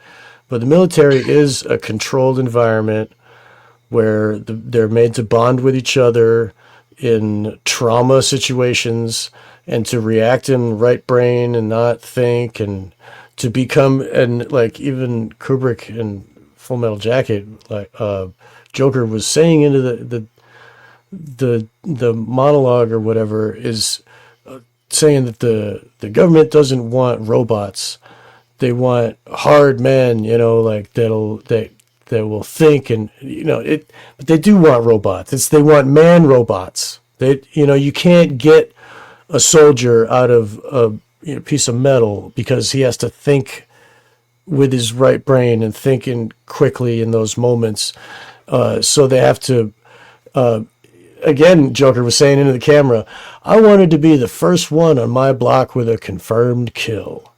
And it's like showing how do you take an innocent child from the suburbs and turn him into a murderer? And you got to have all this mind control. And that's what boot camp is. And, you know, the authority, the will of yourself is replaced by the will to authority. And now the orders are replacing the internal, conscience, I guess, or the internal workings of the mind that would make you have logical conclusions. You know, it like drapes a cloak over your conscious mind. That I guess I'm running out of words, but do you guys understand what I'm saying? The military, right, Jamie? The military is a cult. Yeah, I mean, right? I think I was in the military, so we've talked about this a lot. And I was young when I was in the military, so I didn't really understand all this stuff then. But I'm very observant. And then when I got older and was studying all this stuff and looking back, I was like, oh my gosh, they were doing all that stuff. And a lot of stuff in the military seems innocuous, but it's accessing different parts of your brain. So like even polishing your boots is like extreme attention to detail, fixating on one thing really intently to just like, you know what I mean? Like that. It's like little things like that. You think, oh, they just do it because they've always done it. There's no real purpose to it, right? But there's actually all based on the psychology. And like, I mean, we could just go down the list, like isolation, changing your normal routines, like the group bonding, the trauma bonding, the social role modeling, the drill sergeants, your identity, the camaraderie, like, it's like on the military base too. One thing I always remembered from being in the military is that if you tried to do drill by thinking, you would trip. And so I remember learning how to do drill. The only way, and for people who don't know what drill is, it's when you're on the parade square and somebody's yelling orders at you, like left, right, turn, and all these commands. And when you're young and you don't want to screw up and you're trying really hard, you'll actually screw it up. But when you actually just turn your mind off and just listen to the drill sergeant sound you'll actually just start turning left and right like a puppet. And if you think about it, you'll actually mess it up. As soon as you go over to your left brain, you have to turn your brain off to be a good order follower. And that's why in the military they'll give you orders for like tiny little things, because the answer to everything is yes, sir. And again, it's that little slippery slope, right? So it's like yes sir to little thing, and then in the end it's yes sir to go kill somebody, even if it's somebody you might not be, shouldn't maybe be killing, like it's like a child or a civilian, you know what I mean? Like you see how, what was that? There was one story where this guy got out of the military. I think it was on a Dr. Phil show. They were interviewing him, and his military platoon leader, when they got out, he convinced them all to go rob banks together. And but because he was their drill sergeant and had such total control over them as a platoon, that like it kind of went to a legal case where they were saying, like, did these people actually have the ability to say no to this person, because like it was such a group of people that had done it, and they kept saying, well, like, he convinced us that it was like an order, and he was our sergeant, and then it was kind of interesting to see like people carrying that out of the institution even. That's perfectly encapsulates it. I was trying to say that yeah, thank you. So, Hans, your camera. Okay, there you go. Yeah. So, I mean, the best armies, I mean, of course, you're going to have some autonomy, right? So the more you create the robot slaves, you're going to also lose the efficiency of the organization. But, we have to see again the psychological topology, physical space and psychic and psychological space. And it's all mathematics. It's all based on vector fields, flows. You can do calculations, you can look at dynamics, and you're encountering. So I say astral or whatever, but so these are influences, right? They help create and shape the psychic space. And so the cult essentially, it's like the John Lennon said, your inside is out and your outside is in, right? So it's that full flipping. But I think, again, the success of this endeavor of research for all these decades is we're looking at it, right? Until it breaks down, but we're looking at it. I mean, COVID is the ultimate example of this. And it's using also this astral, maybe, non-physical, not necessarily kinetic, but with some psychic impact layer. You could call it also connected with the collective unconscious, and with waves, radio waves, this and that, and other things. So it's kind of an interesting amalgamated hybrid type of thing, but you're able to program such a level. You still see people wearing those masks. It's like, dude, I mean, I just saw people today. They have this aura of righteousness. I'm wearing a mask. I am very healthy. You're a disease carrier. I mean, it's just like, whoa. I mean, anyways, it causes brain damage, dude. Fuck. Hell yeah. I'm so glad that William and Hans are here for that. Let's go to that. Let's shift to that now. What can we learn from Jonestown and apply it to COVID? I'll open up the floor, William or Jamie, if you'd like to go. I mean, what's interesting is that person wearing the mask now is doing it while they're socially outed, whereas before they were doing it to fit in, and now it's carried forward where they're the one standing out in the crowd still wearing a mask. I find that kind of interesting. Yeah. What were you saying, William? I'm trying to find some clip where he says, "I'm a god, you're a god, we're all gods." But I think, the little mini Jonestown.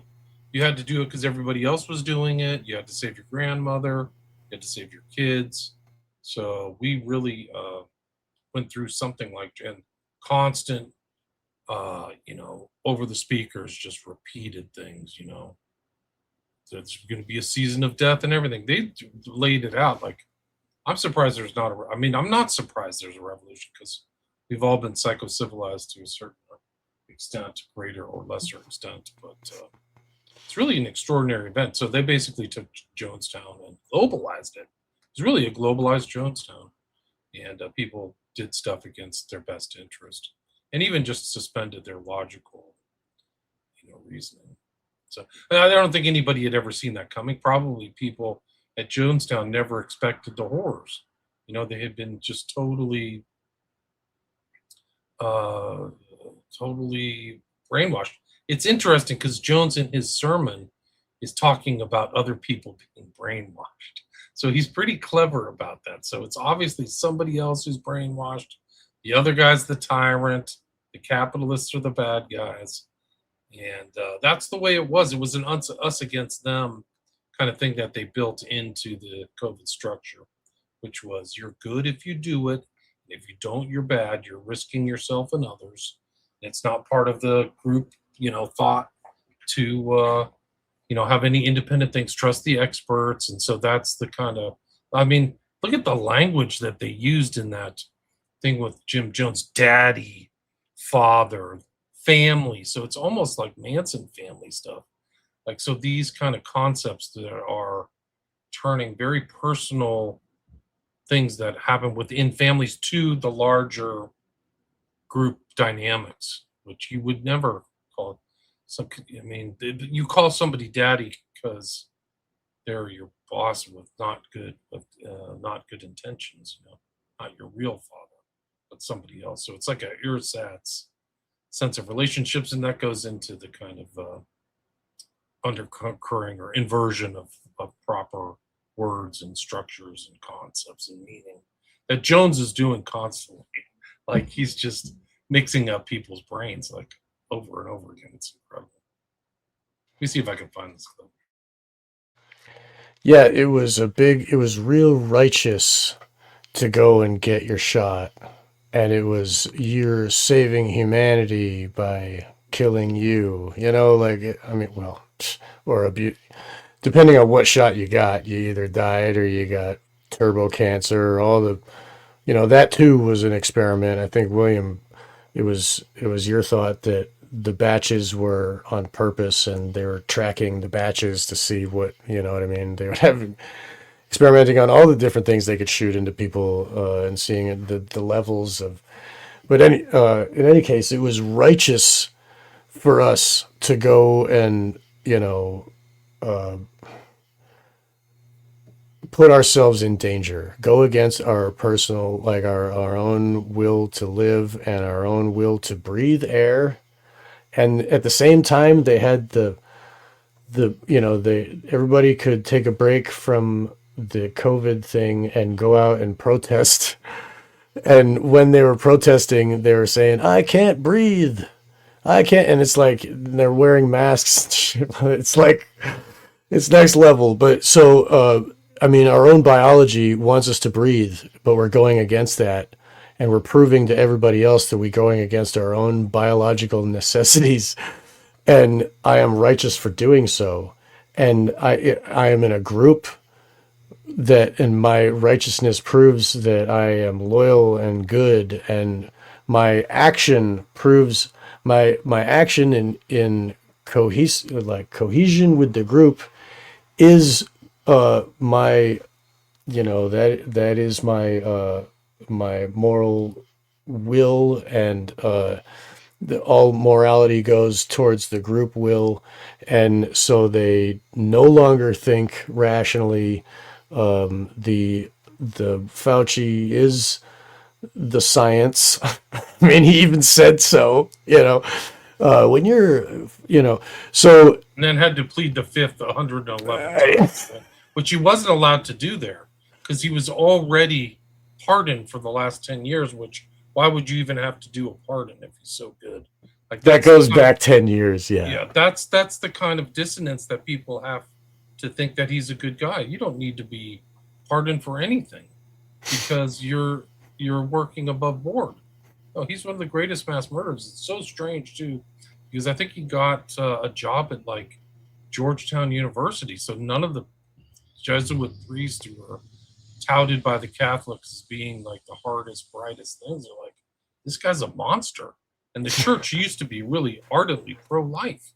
Like, you don't have abortions. You don't do that used to be what differentiated them from other churches, was just stridently pro-life, always choose, life over anything. So but then the Pope said, go get the jab.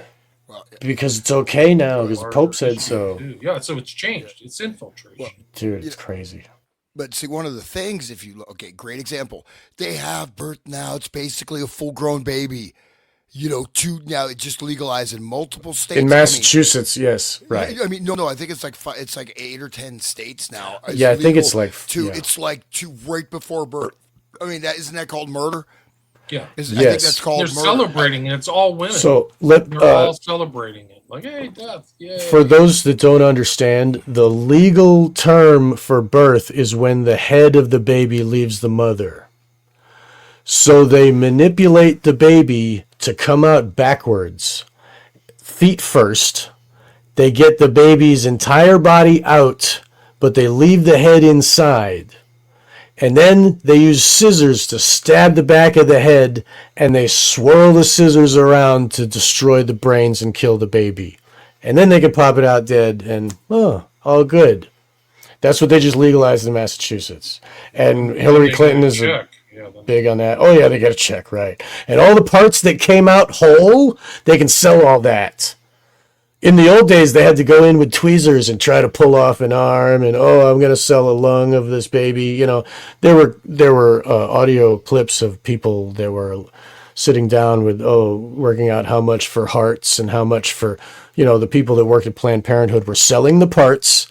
So think of how much money they could get from a whole baby that came out intact, fully good, all the stem cells and blood or whatever they get from it. You know what I'm saying? So anyway, that is what is legal now. And Hans, you're right. And I just want to bring that up and say how they do it so people know. All right, here he is. This is Jim Jones. This is not scripture, guys. I'm fairly familiar with scripture. He's just making this up out of whole cloth.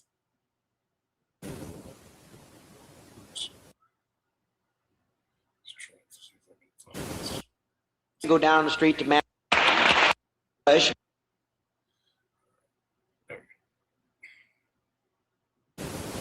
All those things. Cord blood, stem cells. So I'm going to have some folk. I'm going to separate the men from the boys and the ladies from the girls tonight.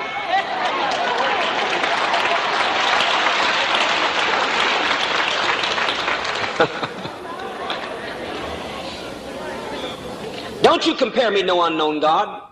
Now look at my house. My house isn't what I want it to be, but when I get through with my house, at least let's look at my house tonight. Nobody hungry in my house. I went downstairs to see that some that got in the food that wasn't even from Los Angeles, Fresno. I worry about that meticulously, and precious ones work with me. I say, I want the food at a certain time. I want them to have enough. I want to see that this one's got rest. Be Whitney here. I went down to her personally to see her, that she was moved from the other church over here, that everything worked out. I look after my own. Not one of mine that is hungry tonight. Not one of mine that doesn't have a place to rest tonight. And if you don't like where you live, I'll give you a better place.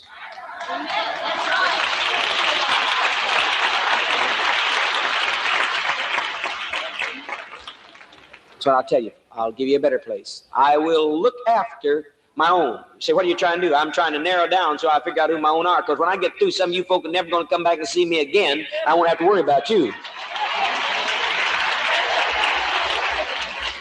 Because if you can't take the truth, you're not worth much anyhow, you see. The truth sets you free. That's all Jesus came to earth to say. He said, you'll know the truth, and the truth will set you free.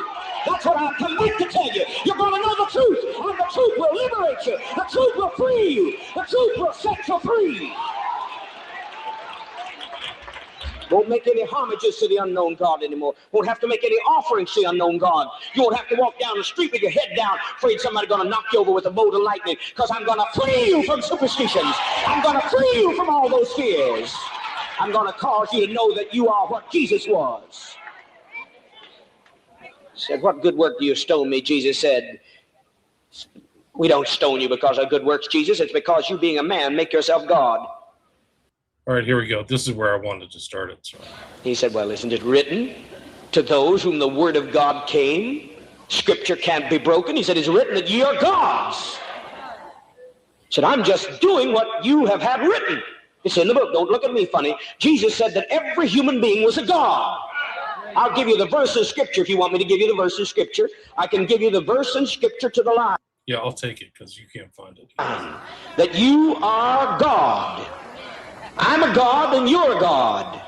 And I'm a God and I'm going to stay a God until you recognize that you're God. And when you recognize you're God, I shall go back into principle and will not appear as a personality. But until I see all of you knowing who you are, I'm going to be very much what I am. God Almighty God. There it is. I'm going to be very much what I am. God, Almighty God.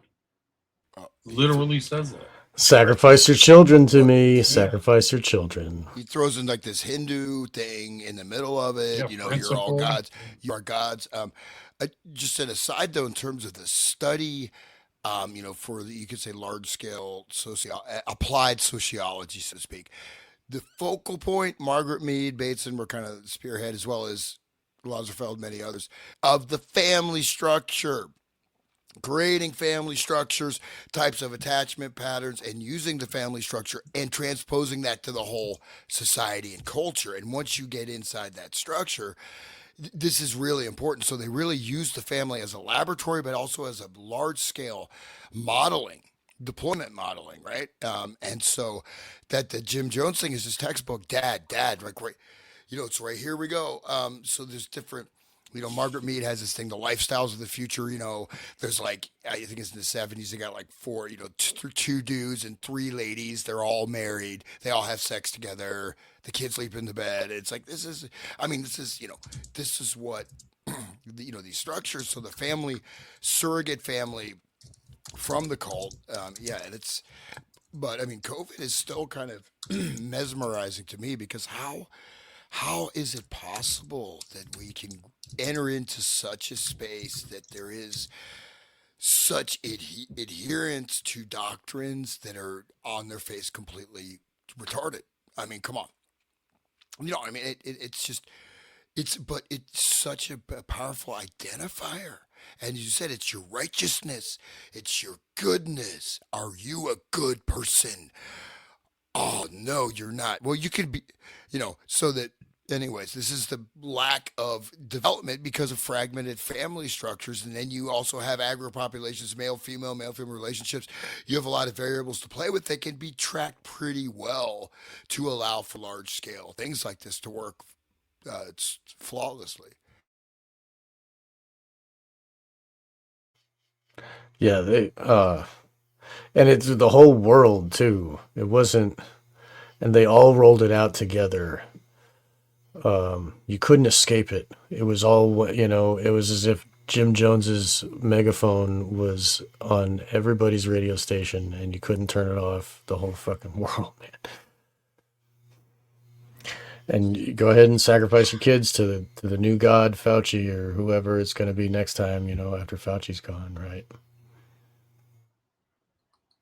Yeah, I mean, the Bible says, "Aren't your gods?" I think it's in Genesis, and then it's interposed, and Christ says it. Somebody mentioned Psalm 82:6, but it's not saying that they're gods. They're sons of God, but they're not gods in the way that Jim Jones says. Sorry, guys. But that's what the Satanists want to say, and so it's like he's kind of covertly saying what he wants to say from his satanic perspective, and draping it in the, you know, the sheep's clothing of the Christian faith. And, you know, he's embodying the inversion, you know, like saying he's God, but then he's doing like what the devil would do.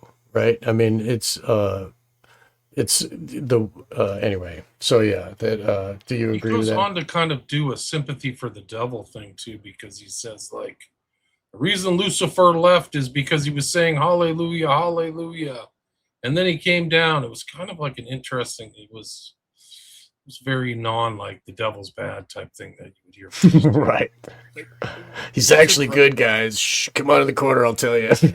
What's impressive is how fast he flips these things. Da, da, da, da, da. You start out with something normal, then you end up, and it's like, and he's a flaming communist. He's hanging out with Russians. He's hanging out with communist agents. He's got militant stuff. I mean, how's this guy walking around? But he goes through very fast sequences to people arrive at destinations. There'll be a few little U-turns, and he's but they just lap it up. That's what I mean. So they're already. But, you know, again, you have the approval. Oh, if I'm not cheering for Jim, if I'm not clapping for Netanyahu, I'm a bad person. I got to clap. And that's also part of it because that creates the social pressure. Are you anti-Semitic, Hans? How could you? No, I love the Jews are God. The Jews yeah, are you God. better. This is Jones. I can find the recording if I can do it. It's just not easy. The Jews are He God. made a beautiful one. I'm a Lucifer. Mirgoyim. He made him the most beautiful angel. That cotton picker, he wasn't. Lucifer up there, he said, ha ha ha. He give me too much of his brains. He gives me too much of his looks. He looked over that mess and said, I'm not going to go around there bowing and scraping him. I took a third page and went, oh, I don't know. We were talking about Lucifer being what a kind of guy. Up there. Right. What caused you to leave heaven? So he's like literally talking kind of about Lucifer. It's weird. Anyway, these are really good. There's the full thing is Jonestown and the People's Temple, the digital archive. People can check out all the sermons and stuff. There's a bunch of tapes too, right? MP3s. I think that's the website with that. Yeah, there's a lot okay. Of information. Yeah. I think I'm wrapped it up unless you guys have something else. We're at the 2-hour mark, 180 live listeners. Thanks everybody for listening and the comments. Yeah, thank you everybody. Jamie, you've done lots of podcasts with other people, but you don't have your own. That might change soon, hopefully. But tell us where people can find you. Should they just Google your name, Jamie J, spelled Jaymee Jay? Is that best? Oh, sorry, my mic was off.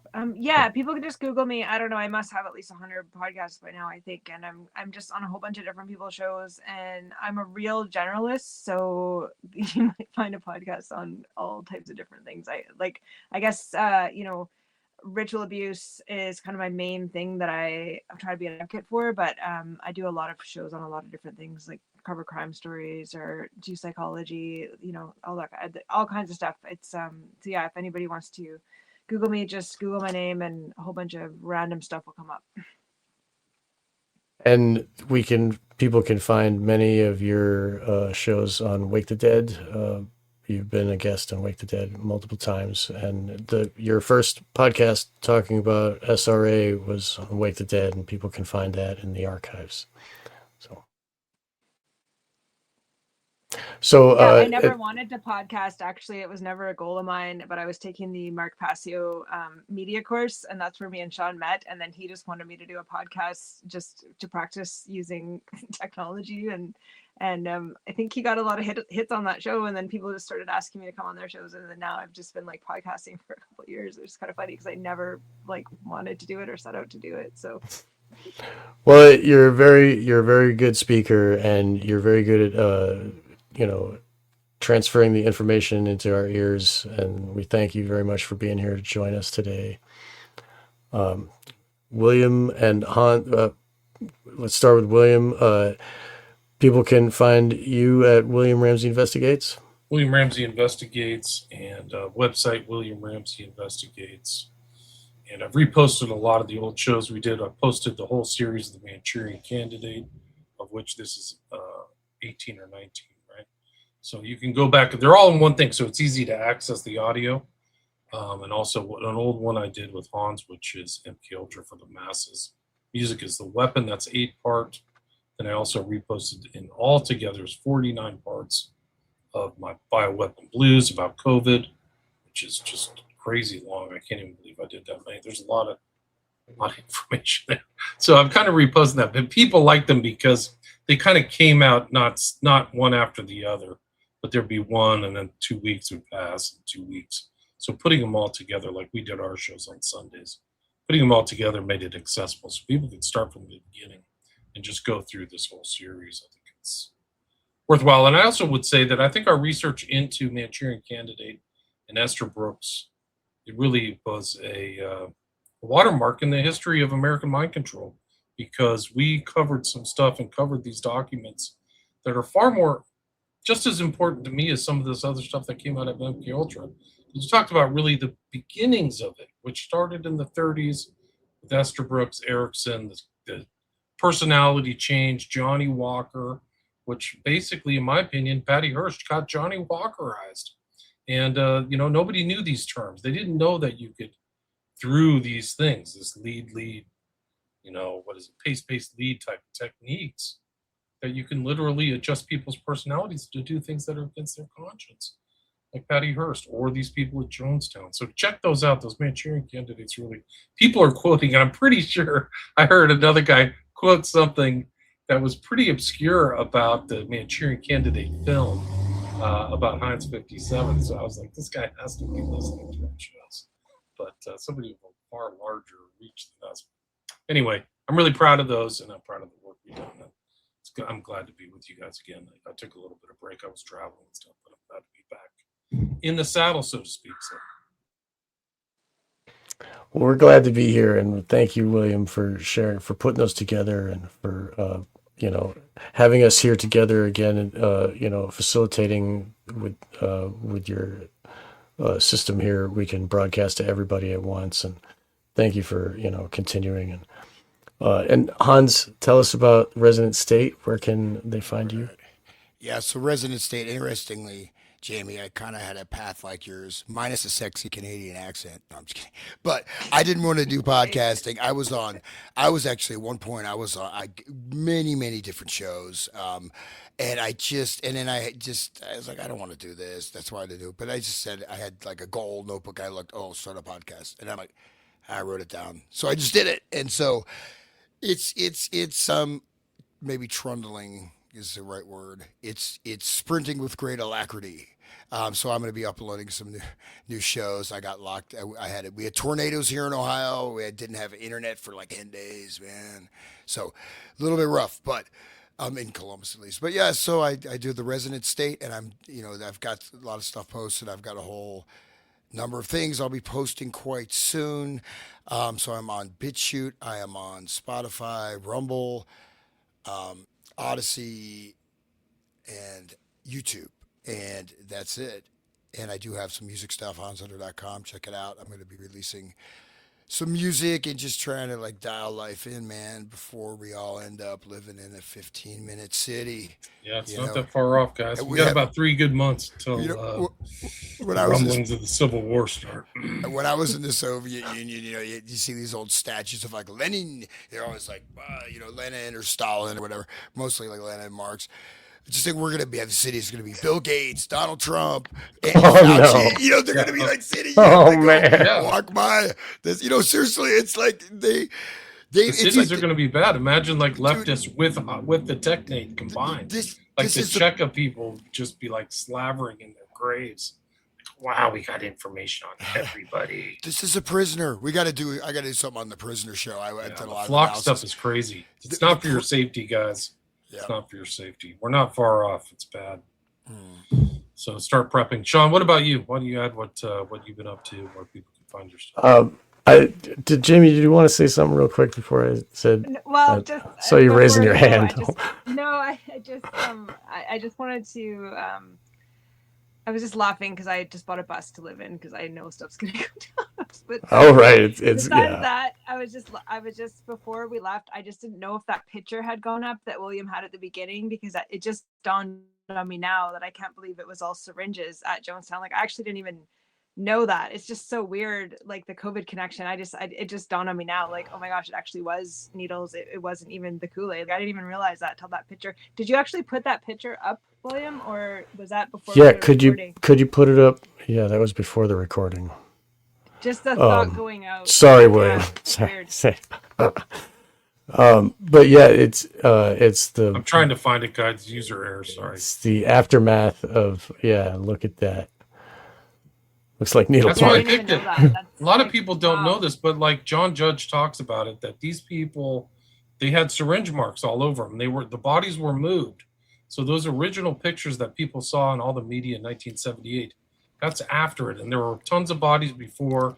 And John Judge says there was like 400 that took the drugs, and then like 400 that were shot, or like they chased them down and put them back in. There was a huge operation. And it's incredible. So they left out the part of the syringes to the public. They just told the story. Everybody went to the big, Kool-Aid. It wasn't Kool-Aid. It was some drink or something. Flavor Aid. Flavor Aid, thank you. But they went there and they took the sips and they died. That's not true. Yeah. It was all covered up. It was a huge cover-up. And like any other huge event in the U.S., after the event, people started dying too around Northern California, which is a whole nother show. So like, there were other deaths, other suspicious deaths, and other things around Jonestown, which is another show. Well, this is an important phenomenon that I just want to note that we see in a number of different occasions. Most clear examples, like, say, War of the Worlds broadcast. Yes, some people freaked out. Massively exaggerated. And this exaggeration was put into the consciousness. It's still there, right? War of the Worlds, people are running this. There was some, but not that much. Jonestown, most of the people were killed. Or also shot or whatever, but it's most people think everybody there just dutifully drank the Kool-Aid. It's not true, right? But it's also putting an idea forth, right? It's putting sort of a tendency into the atmosphere, if that makes sense. You know what I mean? So, and then look, right after this, that's when the cult membership, just blasts off. But that the idea that, 900 people, they all were brainwashed, they all killed themselves. It's not true. Most of them were killed by, syringe or shot or whatever.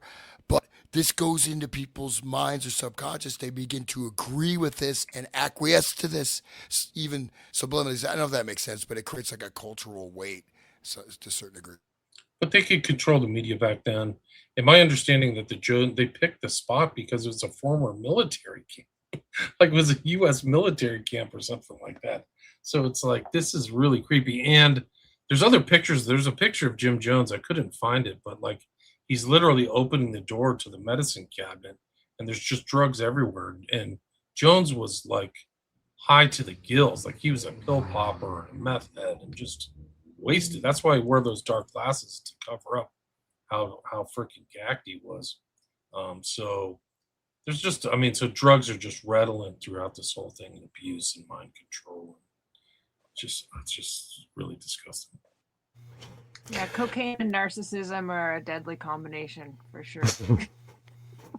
Yeah. Indeed. Yeah, meth and tranquilizers and what he was and on. Mind control and MK Ultra and the CIA. Right. Bad combo.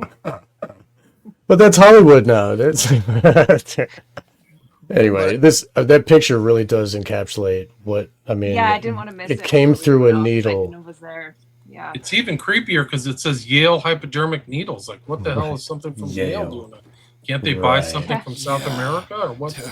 What the hell is it shipped in from like some WASP lab, like run by like some MKO? What's the guy who worked at Yale? It was the Skull and Bones donated it. Yeah, no, but true. But there was the one guy around that time. What's the guy who did the test on the bulls? What was his name? Delgado worked at Yale. That was very. Oh right. So yeah. What does that say? Physical control of the mind. She's got the book right there. People don't know Delgado had radio controlled stuff in the 60s, man. It's radio waves. They were originally doing invasive stuff. You don't need to do invasive stuff because it runs on frequencies, right?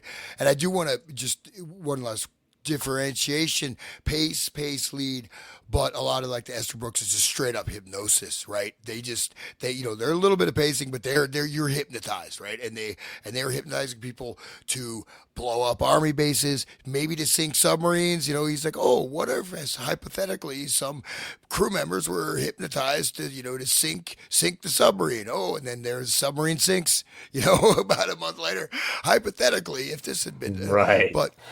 But the Jonestown, this is like, they were also being drugged too, the population there. This is a really dark, but as we look at it, very open, straight up experiment. Jim Jones is straight up CIA. And just to remind people, I started in the beginning, he was vetted and feted and was a very respected and prominent member of society that all the movie shakers were flocking to him. Literally. It's so weird because even Moscone relied upon Jones and his power base to get into office. So he was courted as a kind of like public figure that you wanted to have on your side. And one of the things is like something very similar to COVID took place at Jonestown, where they were administering drug A and drug B and seeing, it was like a test case to see what people would do. So like they had the normal people, and then they had the people on their drugs. So they're administering weird drugs to people without their consent. I forgot the name of it. It's in that book. It's in the book by Myers. It's Those all look like really great books. I'll probably actually order them and read them. So, but I think another topic that people might want to research is, really like how much drugs were being given to the actual people there, not just what Jim Jones was doing, but like, think about if instead of cyanide in that Kool-Aid, it was scopolamine, and then people went and injected their kids. Like, I think there's probably a lot more drug, conspiracy there if someone were to actually really look into it. Like, were those people all being kept, in a drugged state? It wouldn't surprise me at all. I think there was a lot of drug testing, and I think I mentioned to Sean earlier that Mark Phillips and Kathy O'Brien's book, they did mention that there was drug testing going on in Jonestown. So I don't know. It's just something that maybe people might want to try and find out more dirt on, but I'm pretty sure it's pretty obvious from this picture that it was, What if they were giving him like Prozac? What if they were giving Prozac type drugs? And then the whole antidepressant thing is fake. And you're actually one giant Jonestown. That's how bad it is. Because do you know what the foundational like construct, like chemical bond is? Fluoride. I think that it's basically like a variant of fluoride. Is what it is, and that's what they were giving to the gate kids, the pink drink, right? It's the same. It's like Prozac juice. So we're all psychocivilized to a larger, greater extent. And in my opinion, if you're taking anything at this point from big pharma, you're just dealing with you literally the drug dealer on the corner is more honest and has more integrity than this big pharma. I'm not exaggerating at all. Drugs. That's not hyperbole, guys. I literally can tell you that the drug dealer that gives you your weed or whatever is probably more honest than big pharma. So, Sean, why don't you wrap it up? Yeah, sure. I just want to say somebody in the chat said that was a needle company, Yale Epidermic. Maybe that's the name of the company, Yale. But anyway, so Wake the Dead is where you can find my work. I started a new podcast as another one called Occult Kubrick, where I'm kind of trying to put my Kubrick stuff over there and have Wake the Dead for everything else. And so people can find that, both of those on, all the, YouTube, BitChute, Rumble, Odyssey, and Spotify. You'll find all the stuff. So Wake the Dead. And thank you everybody for doing this, because this is really it's a joy for me to have all these to talk about this, and I'm glad that Jamie could join us and she could meet you guys, and hopefully you'll have further podcasts with her later. She does a lot of research into the books. She just reads all the time, so it's great, and we hope that the listeners will also find her as a good resource to where to start, like digging into like understanding SRA and what books are good. And Jamie's very good for that, and people should listen up for her. And hopefully your future works, Jamie, we will be seeing those as well. I hope to see those. So thank you everybody for joining us, and we'll see you next time on Wake the Dead and the Resonant State and William Ramsey Investigates. Thank you all, and thank you. Thank you, and good night. Thanks for having me, guys. Yeah, nice to meet you. Cheers. Stay there. It's great. Stay there. Thanks, guys. It's an awesome show.